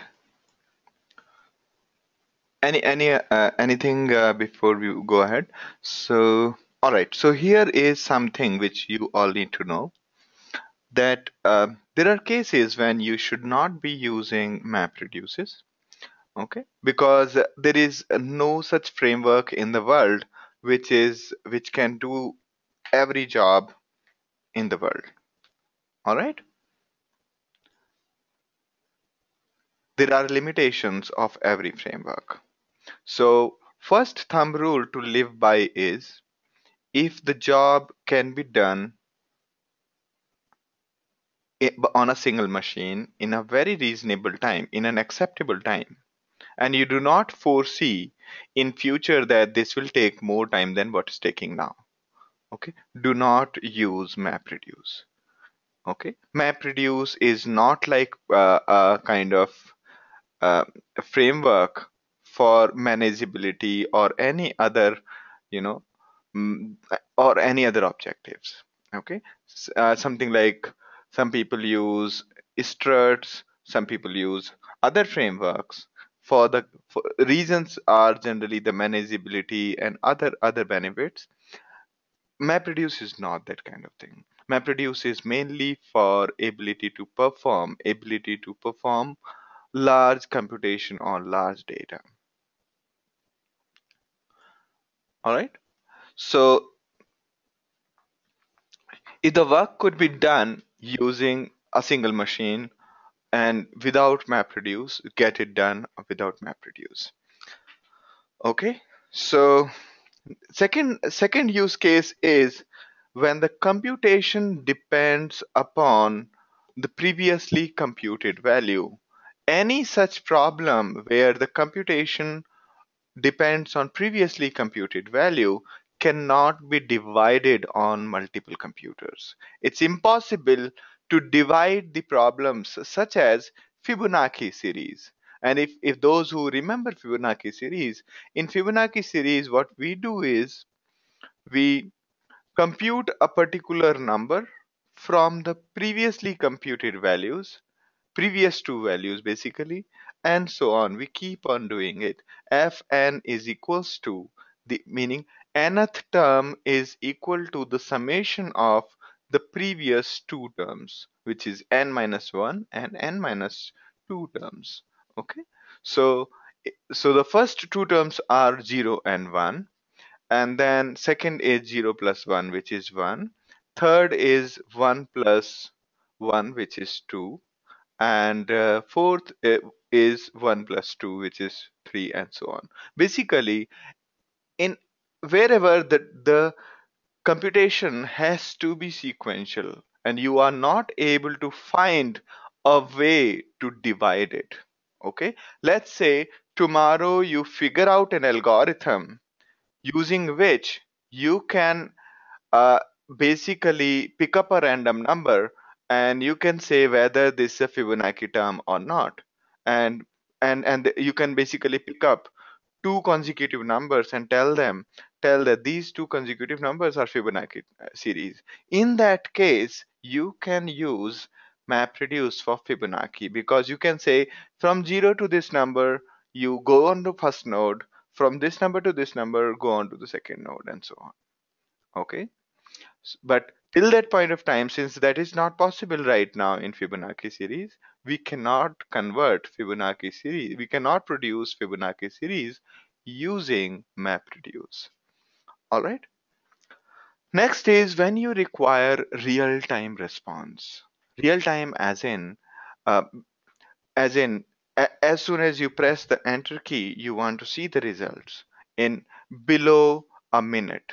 If your objective is to get the result below in less than 30 seconds or in less than a minute, then MapReduce is not your framework of use. MapReduce is not useful to you. Reason being why it can't be done that way, because design wise, this whole MapReduce framework, the design wise MapReduce framework has been done such that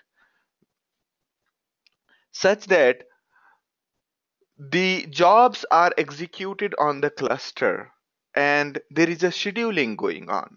So the scheduling is optimized in a way that it can execute multiple jobs rather than getting only one job at a time and making other jobs hungry. It MapReduce chooses the mechanism that the job should be executed no matter how much time it takes. Therefore, the strategy while developing MapReduce was that the job should get done whether on one node, second node, third node, or multiple nodes, howsoever possible. And in that design, it, as part of design, it was decided that it's okay for job to take a little bit more time before execution. And that is the reason MapReduce framework cannot be used for real-time application. There is a latency.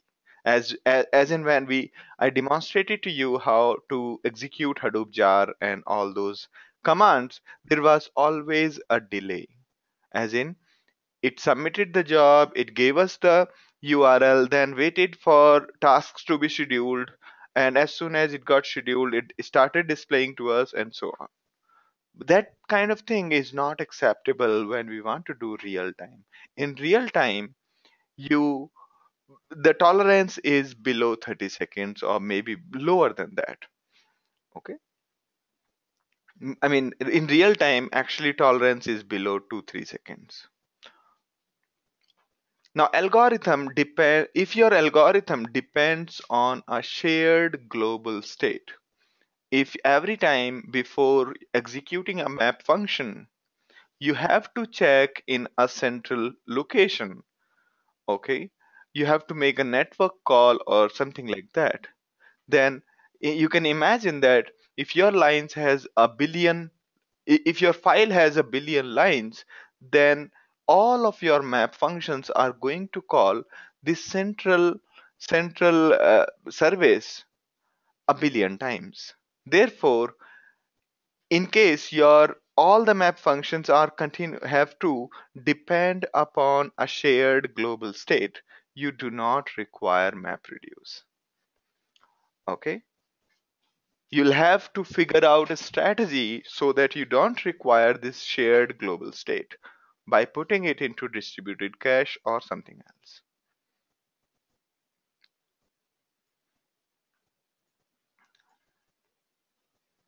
Okay, so Hariharan's question is, can you give us a use case of real-time analytics issue where Hadoop cannot fit? All right, let's take the example case what we have been doing so far. For example, the word count one. Let us say, let us say there is a stream of data coming in continuously. Let's say there is a stream of data coming in continuously, and your task is to compute the words every 10 seconds. Every 10 seconds, you have to display the statistics or the number of the frequency of various words in every 30 seconds. Okay, so basically the data is coming in, you are accumulating for 30 seconds and then you're executing it. In By the end of 30 seconds you should display the statistics. Okay, now if you use MapReduce for that, what will happen is that by the time, I mean, every MapReduce job is going to take more than 30 seconds in some scenarios. Therefore, one window has finished, another window has come, and first window's processing has not finished. Window as in a time window, as in from 0 to 30 seconds, from 30 seconds to 1 minute, and so on. So, i- in lots of scenarios, the time might go beyond, or let's say you want to do a computation in 0 to 10 seconds. You have a window size of 10 seconds. So after every 10 seconds, you have to display statistics. So by the time, I mean, your MapReduce job may not finish in 10 seconds while the next window has already come in. Therefore, in these scenarios, it's not to advisable to use a MapReduce job.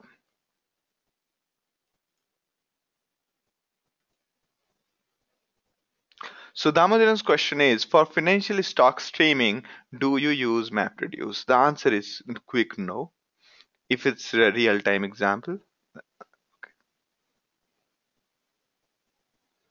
So Abhishek's question is, multiplication doesn't require previously computed states. So if you see that, if you look at it this way, then it doesn't really require that two values to be multiplied, then only third value can be multiplied. Okay, very good point. So the answer is, it is not completely sequential. Computation of a matrix is not completely sequential. Yeah, thank you, Arvind. The another example could be weather forecast, for example. Yeah. All right. So keep these things in mind. Okay. It's not kill. I mean, it's not the solution for all the problems of the world, but it does solve some problems related to big data.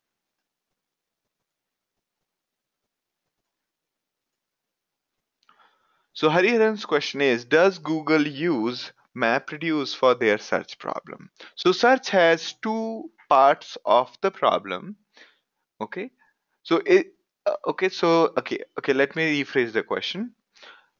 Though Google invented the MapReduce, but for search they do not use MapReduce directly, but they use MapReduce for the backend jobs. Okay, the backend job could be computing which pages are more important than the others. Okay, and computing that pre-computing some results. Okay, and also analysis of pages is done using MapReduce in a distributed fashion. So all the jobs which we do not expect to respond immediately, Google uses MapReduce for those kind of jobs.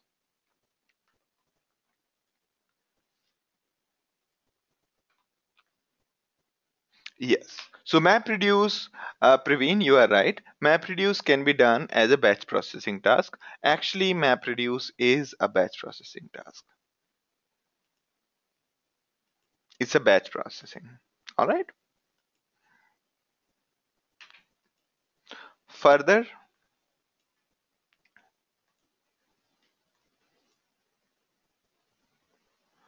okay. So a little bit quick update. I mean, quick understanding of testing, because whenever we talk about development, we should always talk about testing. So whenever you are testing MapReduce or Hadoop streaming, if you are testing Hadoop streaming or MapReduce, here are few points.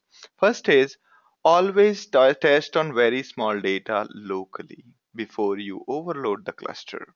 I remember some of my candidate had sent me a small program, and there was an infinite loop in the map function. So it was actually jamming up my mapper continuously. Okay, so it was actually bothering other users also, because mapper was frequently busy doing nothing. It was just going in infinite loop. Okay, so always test on very small data on your local machine. Second, second, this small data should be a random sample. It should not be by your own choice.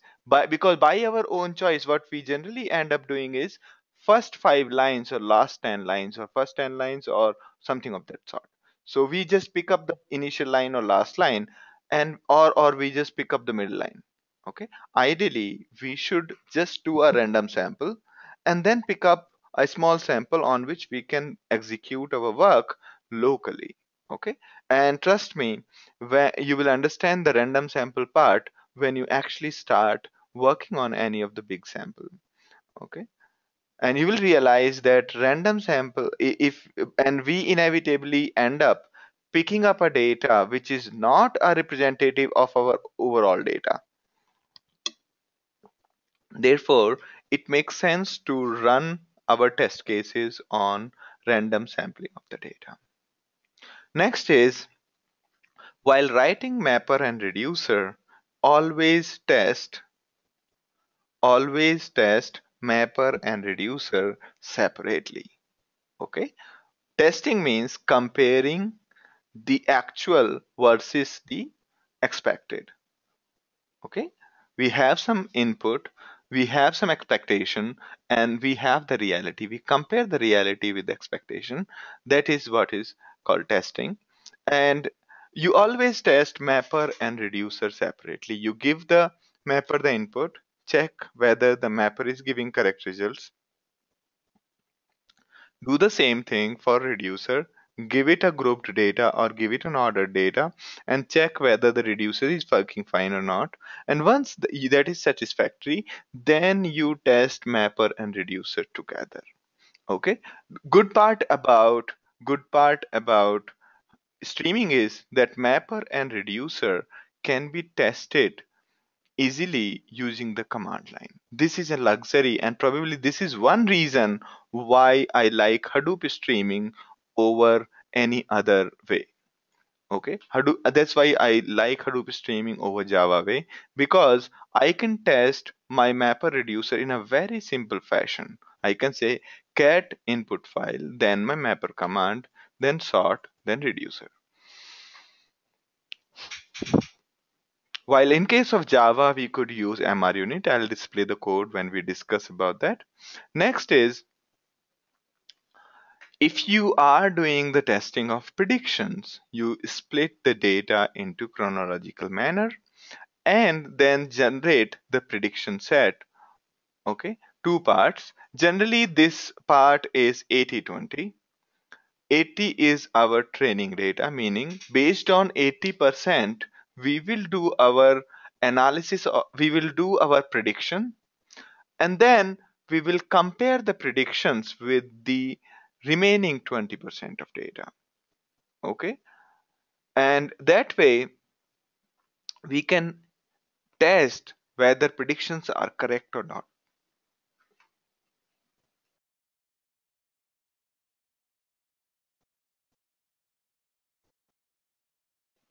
All right, now Arvind's question is, how do you suggest Python as a choice of programming language? No, I do not suggest that. But yes, I like Python compared to my Java, although I have coded in around for around 11 years in Java, more than 11 years actually, 12, 13 years in Java. But I like Python for my prototyping work, quick prototyping. And then in case I don't need to change that prototype, I'll continue to use it. All right. So, but that war between programming language is never ending, so I will stay away. But as a thumb rule, I like to do things quickly, specifically when building a model or testing some hypothesis. And for that, Python seems to work pretty good.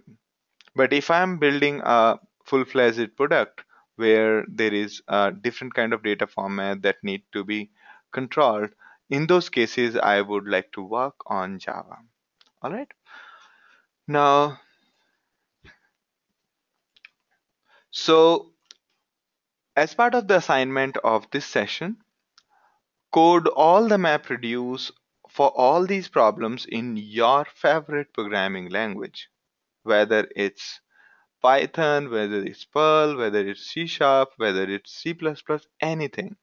Just code the MR in your favorite language.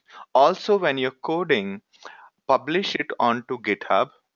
Okay, publish it onto GitHub like the way other students have already done. And in your README at GitHub, because why I'm suggesting GitHub is so that your profile can build. Because in today's time, every developer or every technologist need to have their public appearance. And and when people are hiring these days, they look at your score at GitHub. They'll search by your email ID or something, and then see how how many people have forked your code, how much have you ever done anything on GitHub. So this will give you a good presence.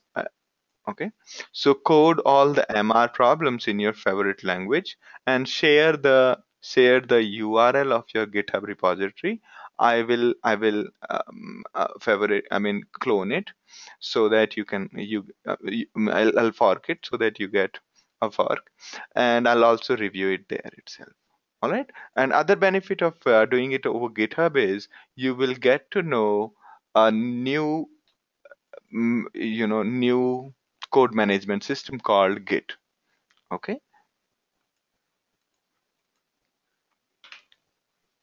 Okay. So basically, like you have VCS, I mean Visual Source Safe, and you have SVN. And if you are a little from older times, then you would be using what was that? I just forgot. There was uh, another tool. So yeah, so Git is probably the best source code management tool as of today, because at Amazon also we migrated to Git, and we were in the process of migrating. I gave couple of talks there. Similarly, at Google and at Mozilla, and even at Linux Foundation is the one who founded Git. The same guy who created Linux created Git also. Okay, so it is definitely going to be quite useful for you, okay, or knowing Git. So please use it, and it'll be quite good for your general development. All right.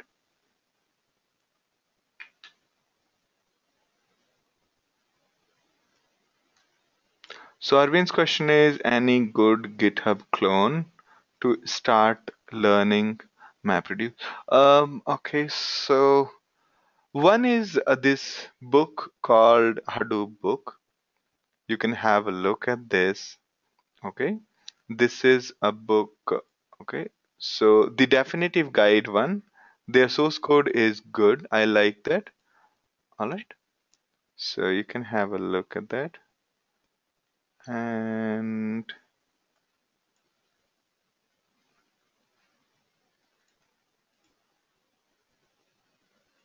how do you go to, yeah? So yeah, you can have a look at this. So this one could be a good for you MapReduce in Java. All right. And this book called Hadoop, the definitive guide, is good. I like that book, and you can also follow that book. All right.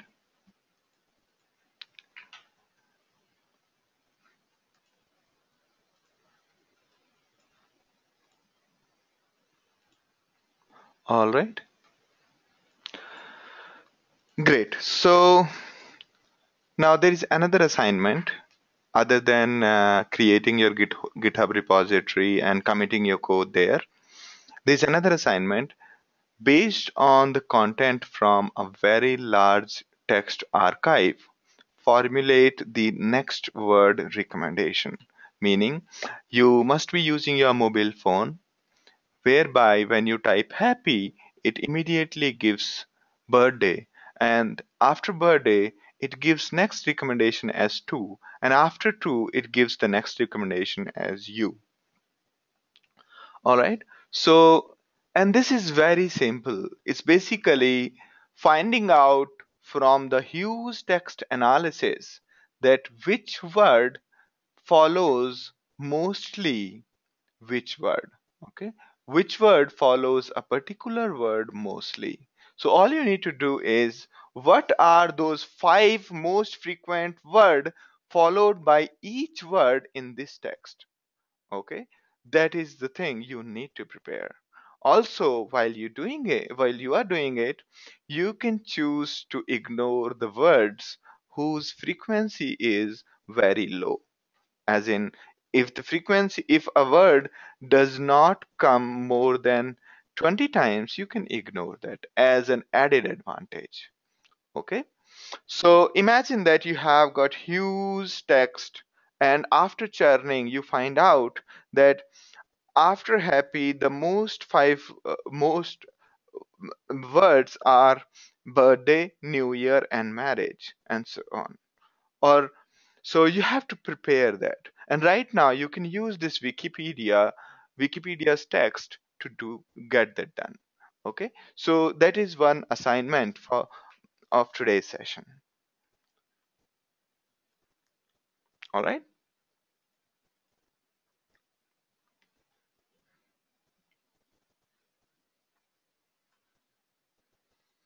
is it clear? The question is clear to all?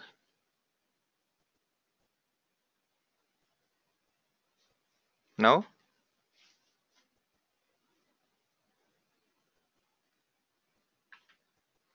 All right, the question is that you are given the whole Wikipedia, and based on this text you have to tell what are those five most frequent word following a particular word. So for each word in this Wikipedia, you have to form five most frequent five words. Okay, so that you could give the suggestion to the user that these are the most commonly used five words after this particular word. So you have to prepare a huge list of and word tab the recommendations. Okay, is it clear now?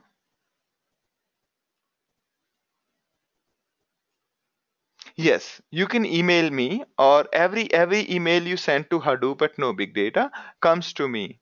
Okay, so Hadoop and No Big Data would be the right choice because other people would also be looking at it. Okay,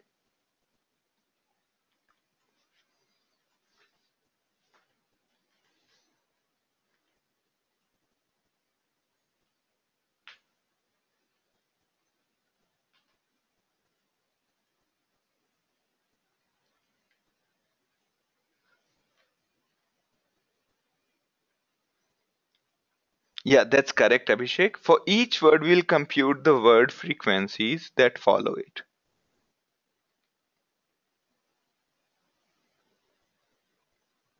So now Srisha's question is, after writing MapReduce, how can we check the result using HDFS? You can basically go to HDFS and check it there. Like you could go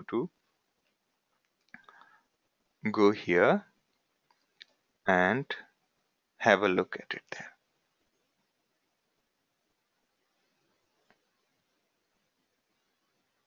Okay, so you can, once you execute something, this is where everything would be lying. Okay, here have you created your own folder? Please create your own folder, and you put all your data in your own folder. Okay, so that you don't disturb others, and also it becomes easier for you to manage your data. All right, and also keep a backup of whatever you keep on the this cloud labs. Okay, because it's shared by other users also. So because if we create a separate account for everyone, it becomes too restrictive. Because the demo I'm giving you now, a later point of time you log in from your own account and you're not able to find those files, you become annoyed. That's the reason we have kept it separate. In case you want your separate account on cloud labs, let me know. All right, And here you can have a look at whatever the way we showed you the other day. So there would be my folder as Giri somewhere, or because there are multiple pages, it's not visible. Okay, so you can see that this is my folder where I've kept all my data, and there would be something called word count here.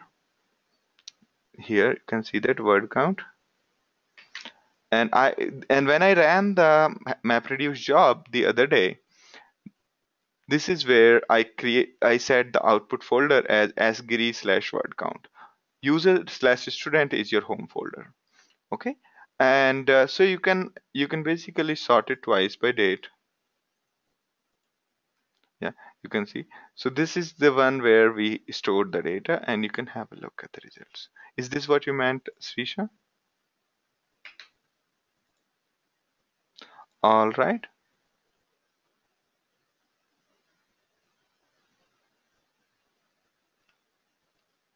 correct. So yes, thank you, Damodran, for yeah, clarifying it. So basically, this is in order, meaning birthday is the most frequent word out of all the words that follow happy, and second most frequent is New Year, and marriage is the third most frequent, and so on.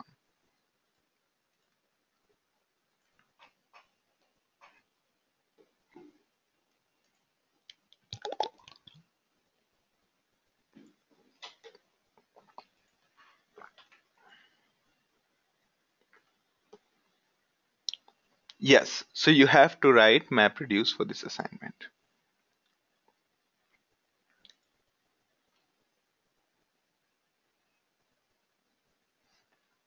Okay, so your data, so Shrisha, you will have to upload your data into Hue, and that you can either do using basically you go to this folder, your own folder, whatever folder, like I have as Giri folder, you can use upload files and you can upload the data here.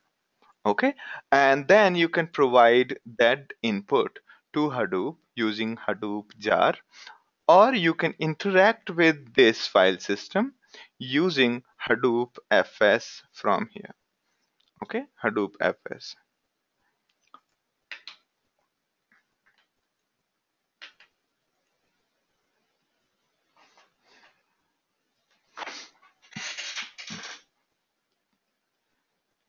Okay, so Srisha, Srisha's question is like we run Java program using Java C. Similarly, how do we execute in Hadoop? So we execute in Hadoop using a command called Hadoop. Okay, and as I gave you the demonstration where we said Hadoop jar, streaming jar, and all, we use it here. Okay, so we create, and also if you are explicitly looking for Java kind of model, we will discuss it in the next session. All right.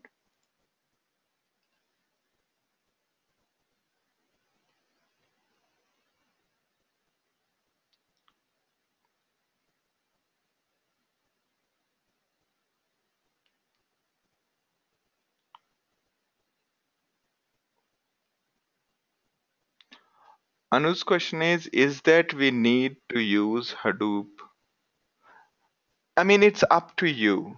Okay, up to you whether you want to use Hadoop streaming, or you have become comfortable with the Java one. If you want to skip ahead, you are free to do so.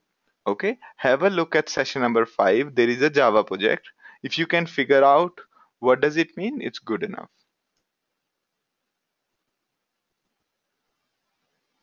Yeah, Anu's, yes. So for now, you can try using Hadoop streaming, or even a pseudocode is okay for me.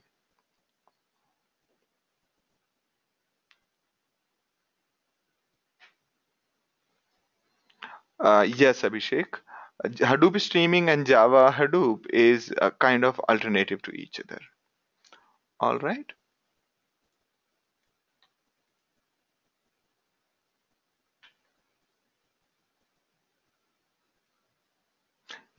So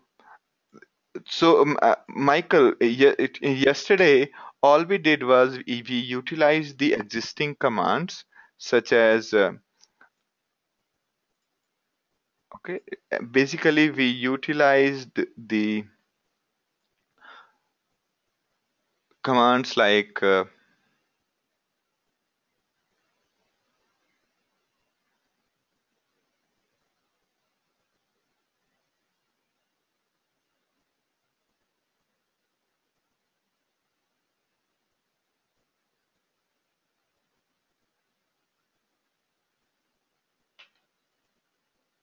yeah. So where was that?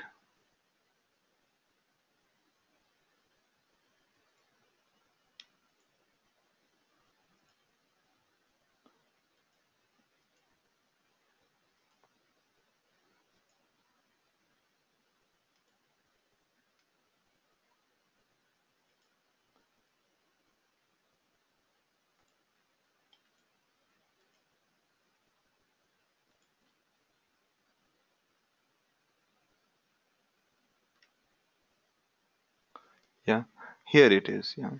So this is where I demonstrated that how to utilize these existing commands to as mapper and reducer. Okay, these are the this is how we computed the map reduce. But now we are going to start with Java. All right, and we will discuss in more detail why do we need Java and how can we get things done using Java. All right.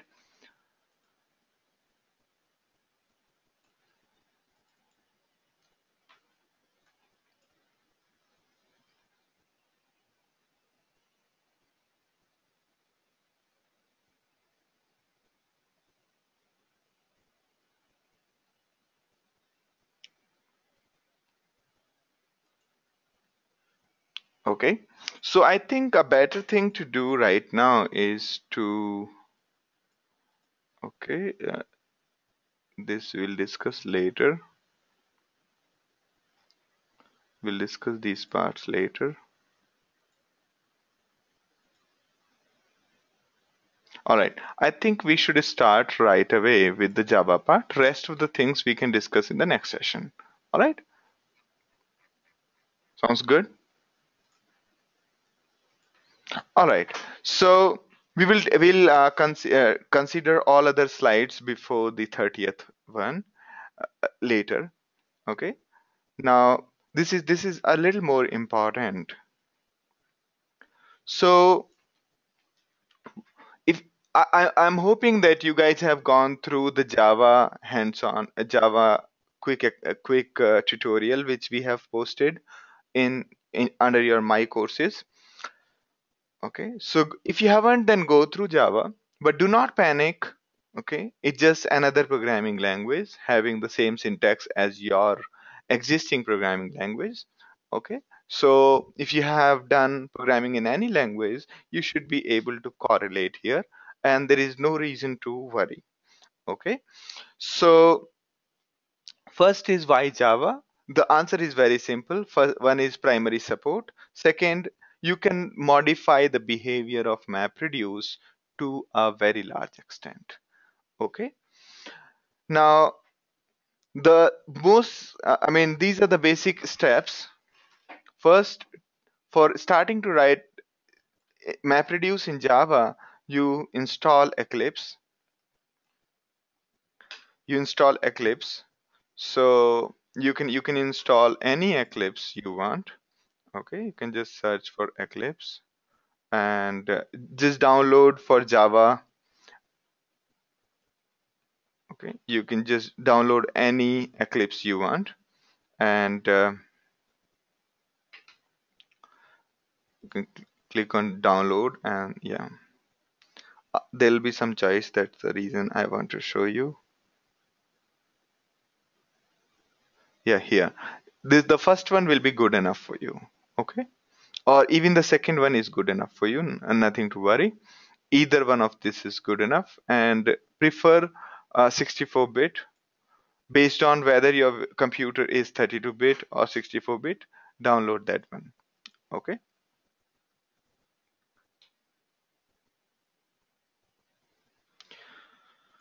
Now, once that is done, you can do create a project.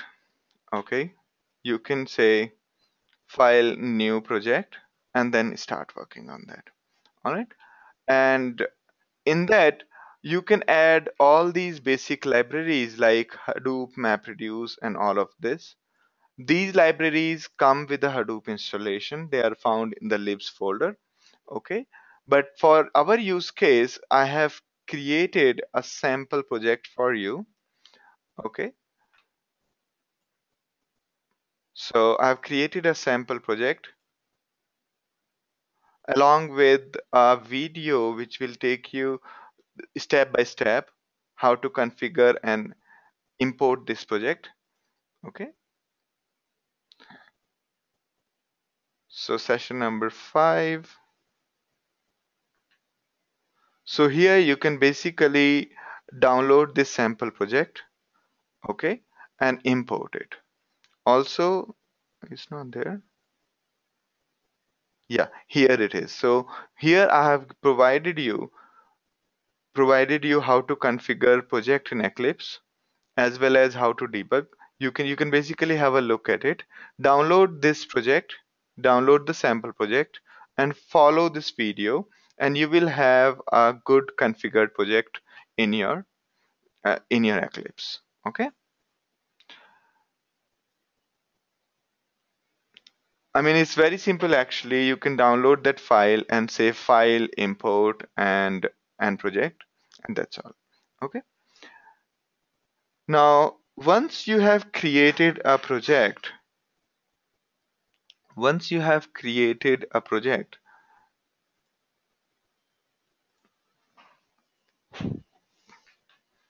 configured all the libraries of Hadoop, a library is nothing but bundle of other classes, and Java code is compiled to become something called a Java class. And this jar file is equivalent of zip folder. It contains multiple files and multiple folders. Okay. So a library is nothing but bundle of somebody else's compiled code. Okay. Here, these libraries are the bundle of MapReduce libraries from Hadoop. And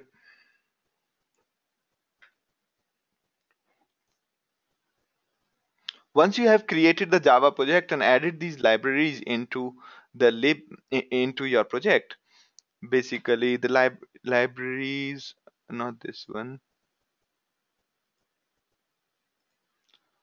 Okay, MapReduces. Yeah. So the way I have created my project, I have a source folder and I have reference libraries like these. Okay. Similarly, when you import the project, you will see these. Okay. And here, once you have done that, you also need to make sure that you have the Java compiler setting to either 1.6 or 1.7. Do not try to configure 1.8. Reason is, like with any software, whenever you are building a software or shipping a software, you generally keep the compatibility to the lowest possible version of Java. For example, if you are building a mobile app in Android, you try to keep your app compatible with lowest possible Android. Okay, so that even the users which have the lower version of Java can execute your code. Similarly, in case of clusters, because your code is going to run on your organization's cluster, so on the clusters, people upgrade Java or any other library at a very later point of time. Okay. Therefore, you need to take into consideration the compatibility level. It's a general software practice. Yeah, you can create Maven project as well. There is an artifact of Maven. You can use that. Yeah, you can also use Maven for libraries.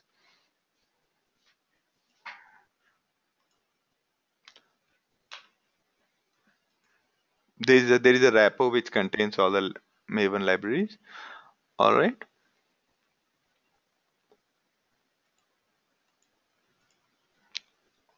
Okay. Next is understand. Next step is to create a mapper. I've already create a stub mapper. You can keep any name you want. And in this is your mapper code actually. This is your mapper code. And out of this, basically, here is your logic. Okay.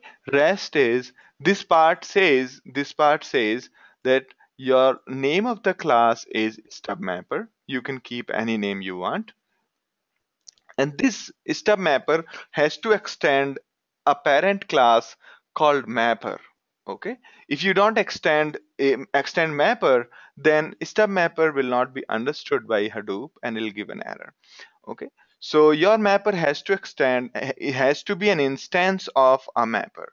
It has to be a subclass of mapper, and it has to concretize this mapper. Okay. Because this mapper is for any general input and any general output.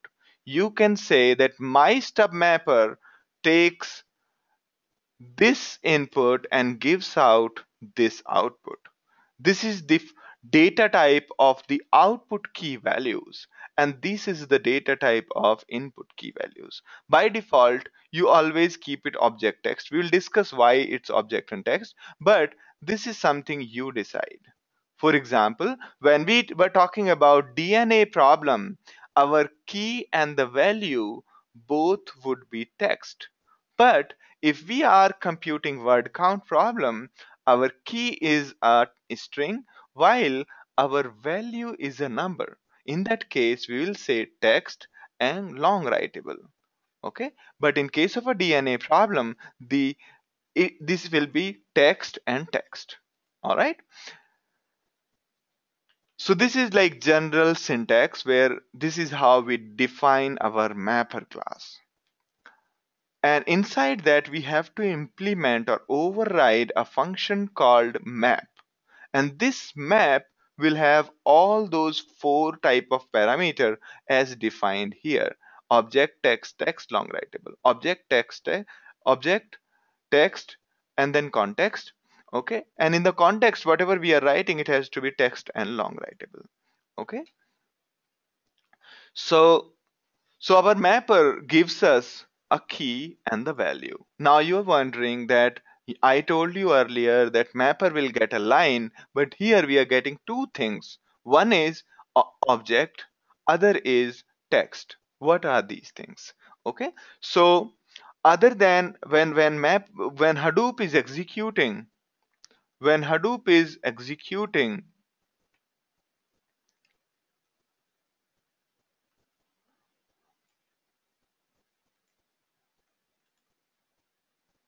Okay, when Hadoop is executing your map function, this map function, it will give out the line in the value and the line number, the byte count actually, byte count as the key, as object. So this is the byte count, meaning this line is starting at nth byte. Okay, this line is starting at nth byte. We can rename it. Okay. So we can say refactor and rename, you can say line. Okay. And we can also say, I'm just renaming the variable for most meaningful way. This is called byte starting byte. Okay. Now using basically you got two things from Hadoop framework in this case. One is the full line and other is the on which byte count is this line starting. Okay, size of the whole text up to this line.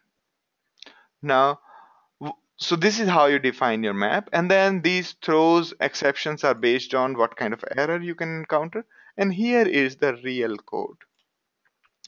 Real work is being done here. First, we got the line. This is the input line passed to our map function, and we do a toString, and then we split this line by tab or spaces. Okay, now we'll get an array of words. For each of these words, we are doing the replacing the anything which is non-alphanumeric with nothing. We are just deleting all non-alphanumeric characters. Okay. Next is we convert it into each word into lowercase, and then we give out. This is the important line.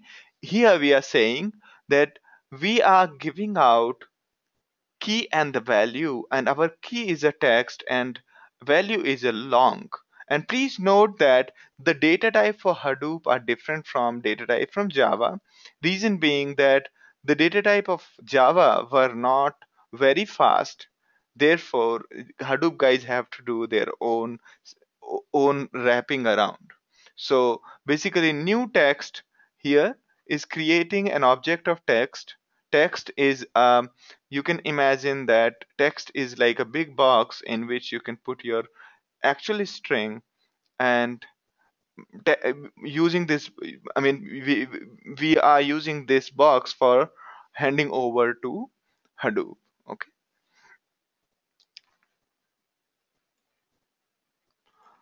All right. So this is how you write your map function. Okay. Now, I hope this is clear to everybody. Is there any part which is not clear here? Or have I lost all of you?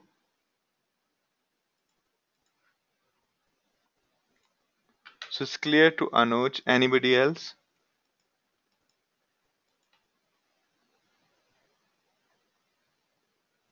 Okay, so looks like only Anuj has got an idea. So should I explain it again? Hariharan is okay. So I'm asking Abhishek, is this the definition of mapper clear, or do you have any doubt about this mapper? This particular code, this particular piece of code you see here, is it clear?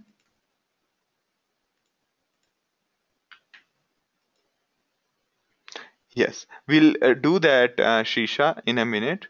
We'll try to execute it.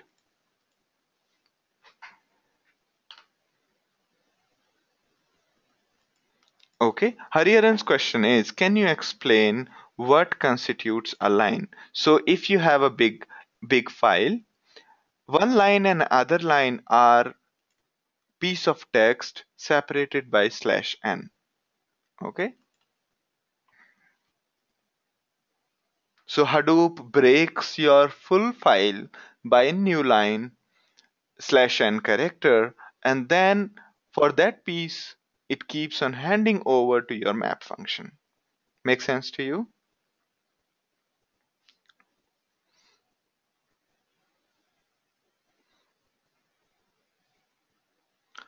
So you can see that there is a context object in the map function. You can see.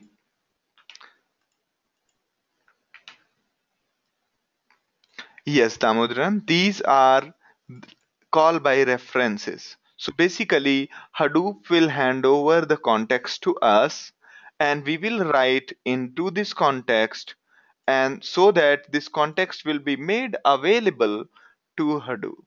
Okay. Now, after you are done with your job, Hadoop will read the data from your context object and from all the context objects provided by Mapper, and then it will sort it and then hand it over to the reduce.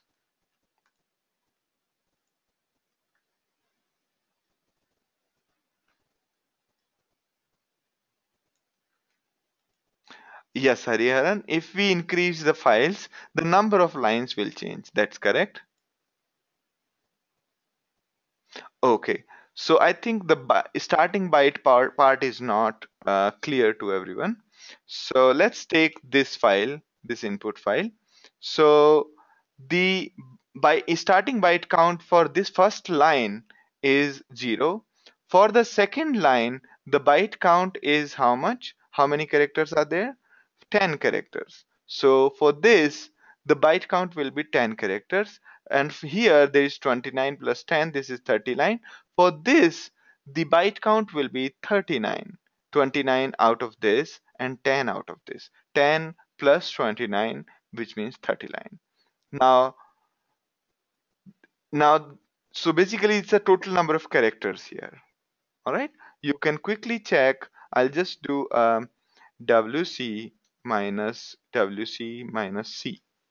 Okay, it says 69. So 69 will the byte count of this particular line. Or basically total number of characters before this line. That's the byte count. Is it clear to everyone?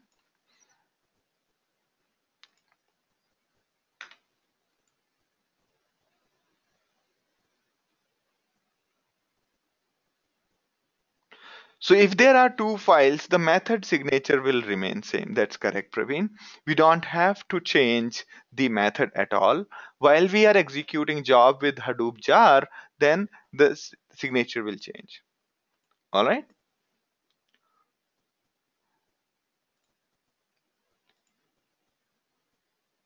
Okay. So context is the object in which you have to write your key value. Yes. All right, Arvind, that's correct. So byte count is basically starting point of each line. So context is a multi-parameter object, yes. We basically keep on writing to context a lot of things.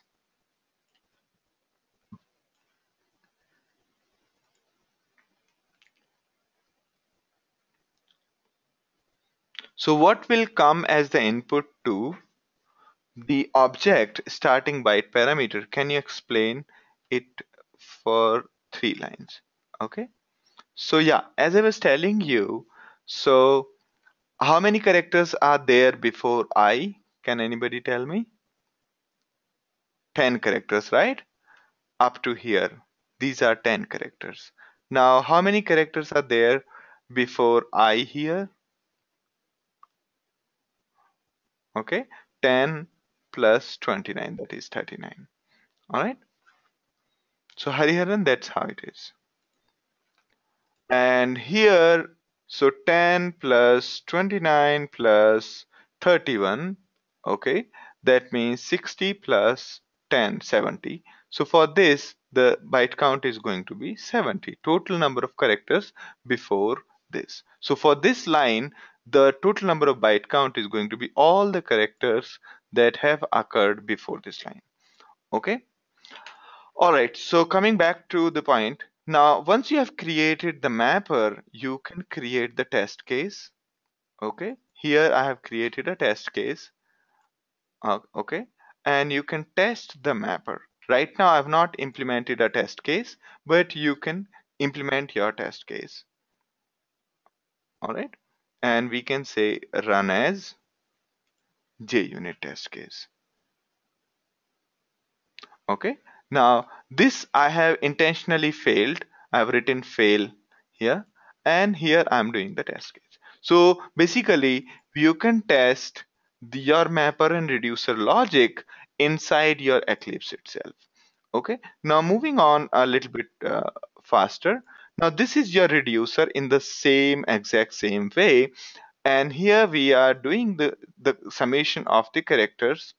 And once all of this is done, both stub mapper is done, we tie them using our job definition. We say that we are creating a job, we are setting a mapper, we are setting a reducer. This is my input file, this is my output file. Okay, so again going back here, so this is my reducer. Okay, where we are iterating over the value, so we get the array of values here and a key in the argument, and we have to write the output into context. Okay, so we are iterating over values and computing the sum and then write to the context, and once that is written, then we create something called stub driver. And this driver has a mapper class and a reducer class mentioned. So we are creating job conf, then we are creating the job instance, and then this is for symbolic reasons. This is for just telling the job that this is the name of my entry point. This is my mapper, this is my reducer, and these are the data types of the input and output values. And this says that this is my input file, output file. And what is this? This is the 0th argument, and this is the first argument to this program. And you can see that step driver is a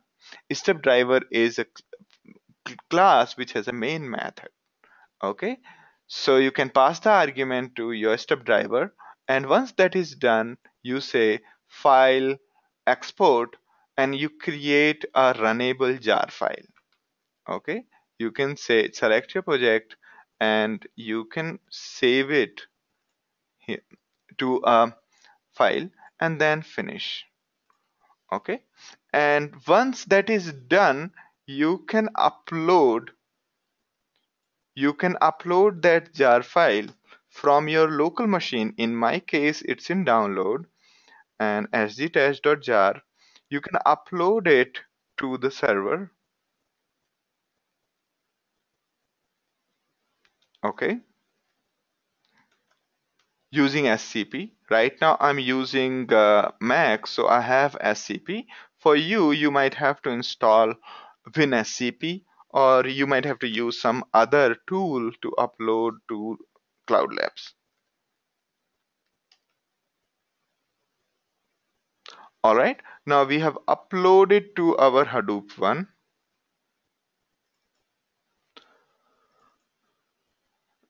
Okay, so I think I would need to increase the font size.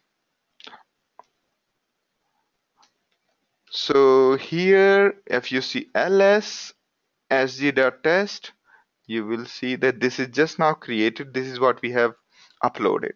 Now to execute it, we say Hadoop jar. Now up to here, the command was same with our streaming. Now here we are saying, instead of running the streaming job, run my jar. Okay, it says that after the jar you have to mention the driver name. Okay, our driver name was step driver, and this is existing in a package called sg. So we can say sg.stepdriver. Now our program is executing. You see, it says that usage stepdriver input directory, output directory, and this is what we have written here. Okay, we are saying that in case there are argument not equal to 2, then give this error. Okay, so all the arguments after this point on time will be given to your class. Okay, now let's just pass the input folder, word count input, and asgiri word count, and we say output July and J.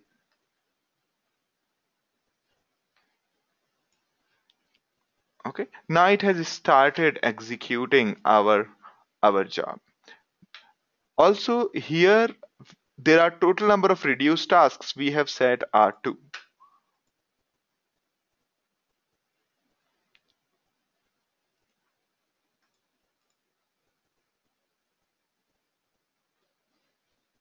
Is this driver part of Hadoop library? No, this driver is what you have created. This is part of your code. Okay.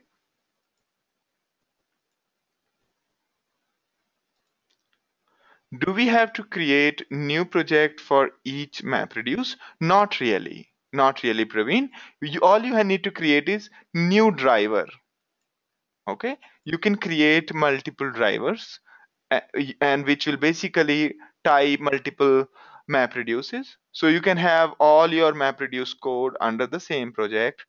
But I would personally prefer the way you can see here, there are 2 drivers, one in this folder, other in this folder. Okay, so you don't need to have separate project. So driver is the entry point which tells Hadoop everything. It tells Hadoop that, hey, this is my mapper, this is my reducer, and these are the number of reduced tasks we want. Okay, and this is my input file, and this is my output file. Okay, this is my input file, this is my output file. And now this line is the one which starts the job dot wait for completion and true. So we create something called job config, then we create a job on top of job config, and we feed all the parameters we require for the job config. Now, if we have multiple map reducer, we can create one more job and wait at this point and execute the another job. We can have job 2 and then we can say job 2 dot wait for completion after this point. Okay.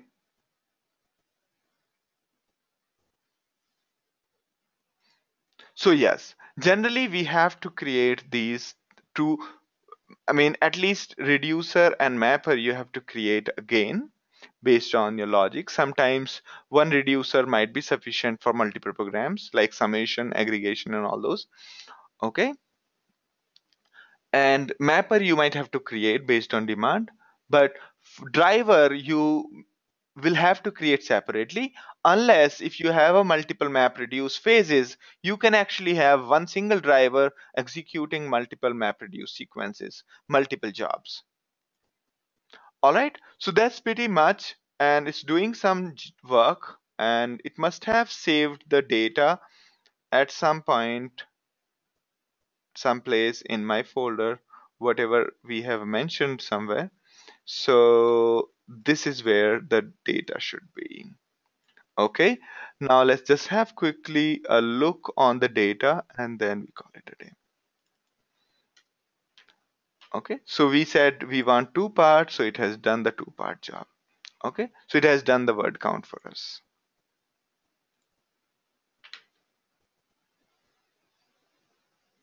Yes, if we have more than two reducer, we can say we want 3 reducer. We can say 3 here.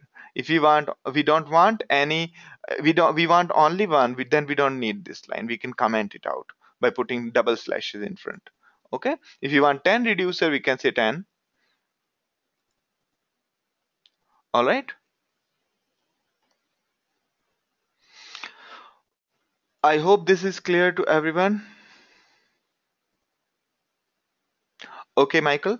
So we had discussed the same thing as Hadoop streaming. Maps are, so how many reduced tasks you need is generally based on how much time is your reducer taking. You generally observe this result here. You generally observe this result as in how many, how much reduce is being how much time is being consumed by reduce. You can see total megabyte per second is taken by this. Okay, total time spent by all reduces. So if this time is really huge, okay, then you can increase number of reduces.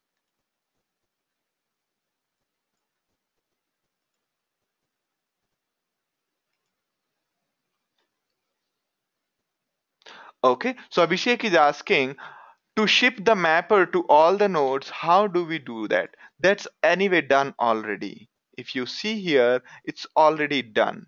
We did not have to do anything specifically. Every time we start a map reduce job, it gives us a URL to track, and you can have a look at the URL.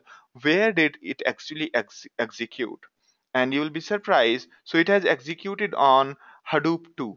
Okay, and let's have a look at where did reduce get executed. Reduce was executed here, and it says task 1. Task 1 was at Hadoop 4. Okay, and this second task was at Hadoop 3. So while our mapper was at Hadoop 2, okay, one reduce was at Hadoop 4 and other reduce was at Hadoop 3. Okay, so these are very important aspects of of mapper and reducer. Okay, here you can have a look at. Oh, our mapper was on Hadoop 3. Please note that. Our mapper was at Hadoop 3.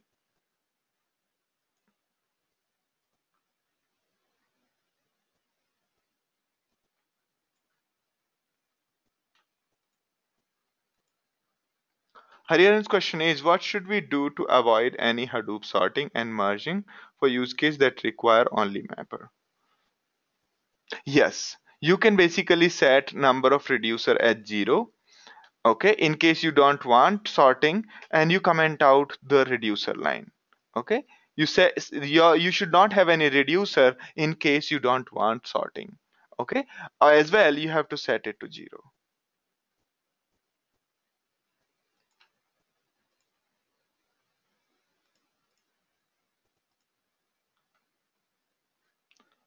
What is considered as a large time? A large time is generally like 15 seconds. I mean, not 15 seconds, like 15 minutes in case of map reduce. Okay.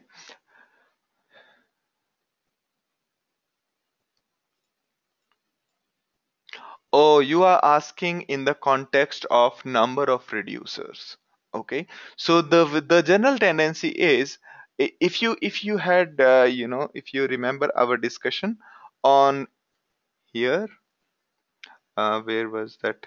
Session number 2, when we were discussing about 0.95 to 1.75 times the max tasks. Basically, you start with either of the limits and test how is it going. Okay. So if if you remember our discussion here, we talked, not this one, we had Hadoop session number 3, and yeah, here.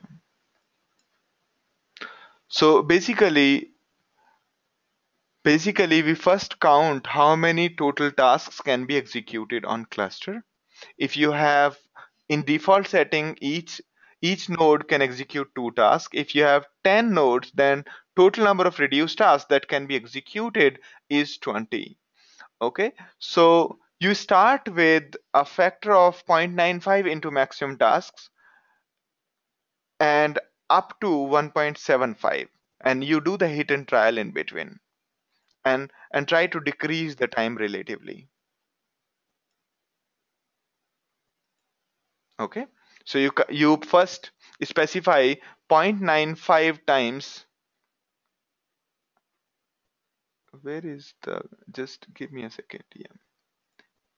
Yeah, first say you can execute maximum number of tasks as 10 on your cluster. You have 5 nodes, which means 10 tasks. So 10 into 9.5, so you start with reduce as 9, up to 17. So you try with 9, you try with 17, you try with 10, you try with 14, and then see which one is performing better, and then you do the hit and trial. Okay,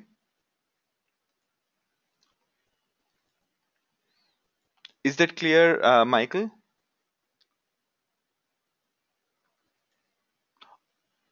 All right, so that's pretty much for today. We'll have the discussion on the next week. We have stressed a little bit more to bring the Java part into this session because some of you wanted it. Never mind, we'll just go over the Java project again once quickly in the next session on next Saturday. Please try to finish all the assignment so that those could be reviewed on time. And once you are finished with one piece of assignment, do let us know, because you can attempt multiple times a particular assignment. So we generally wait for you to finish and confirm to us that you are done finally. Okay. So once you are done, just let us know so that we can quickly, yeah. All right. Thank you very much. Yes, Srisha, I will reply to your email.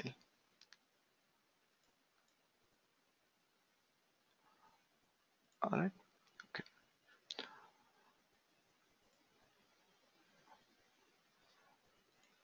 All right. Okay. Thank you very much. It was a great set of questions. I thoroughly enjoyed. And feel free to, yeah. Feel free to tell your friends about our upcoming sessions. All right, and have a great day.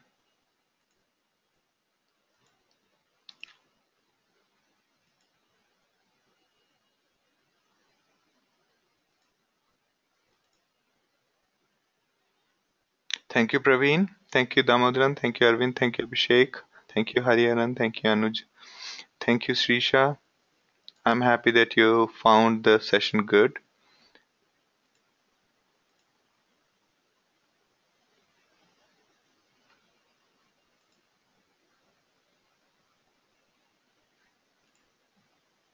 Great. Good night. Have a great day. Thank you, Michael. I'm happy that you found it great. Yeah. Thank you, Praveen.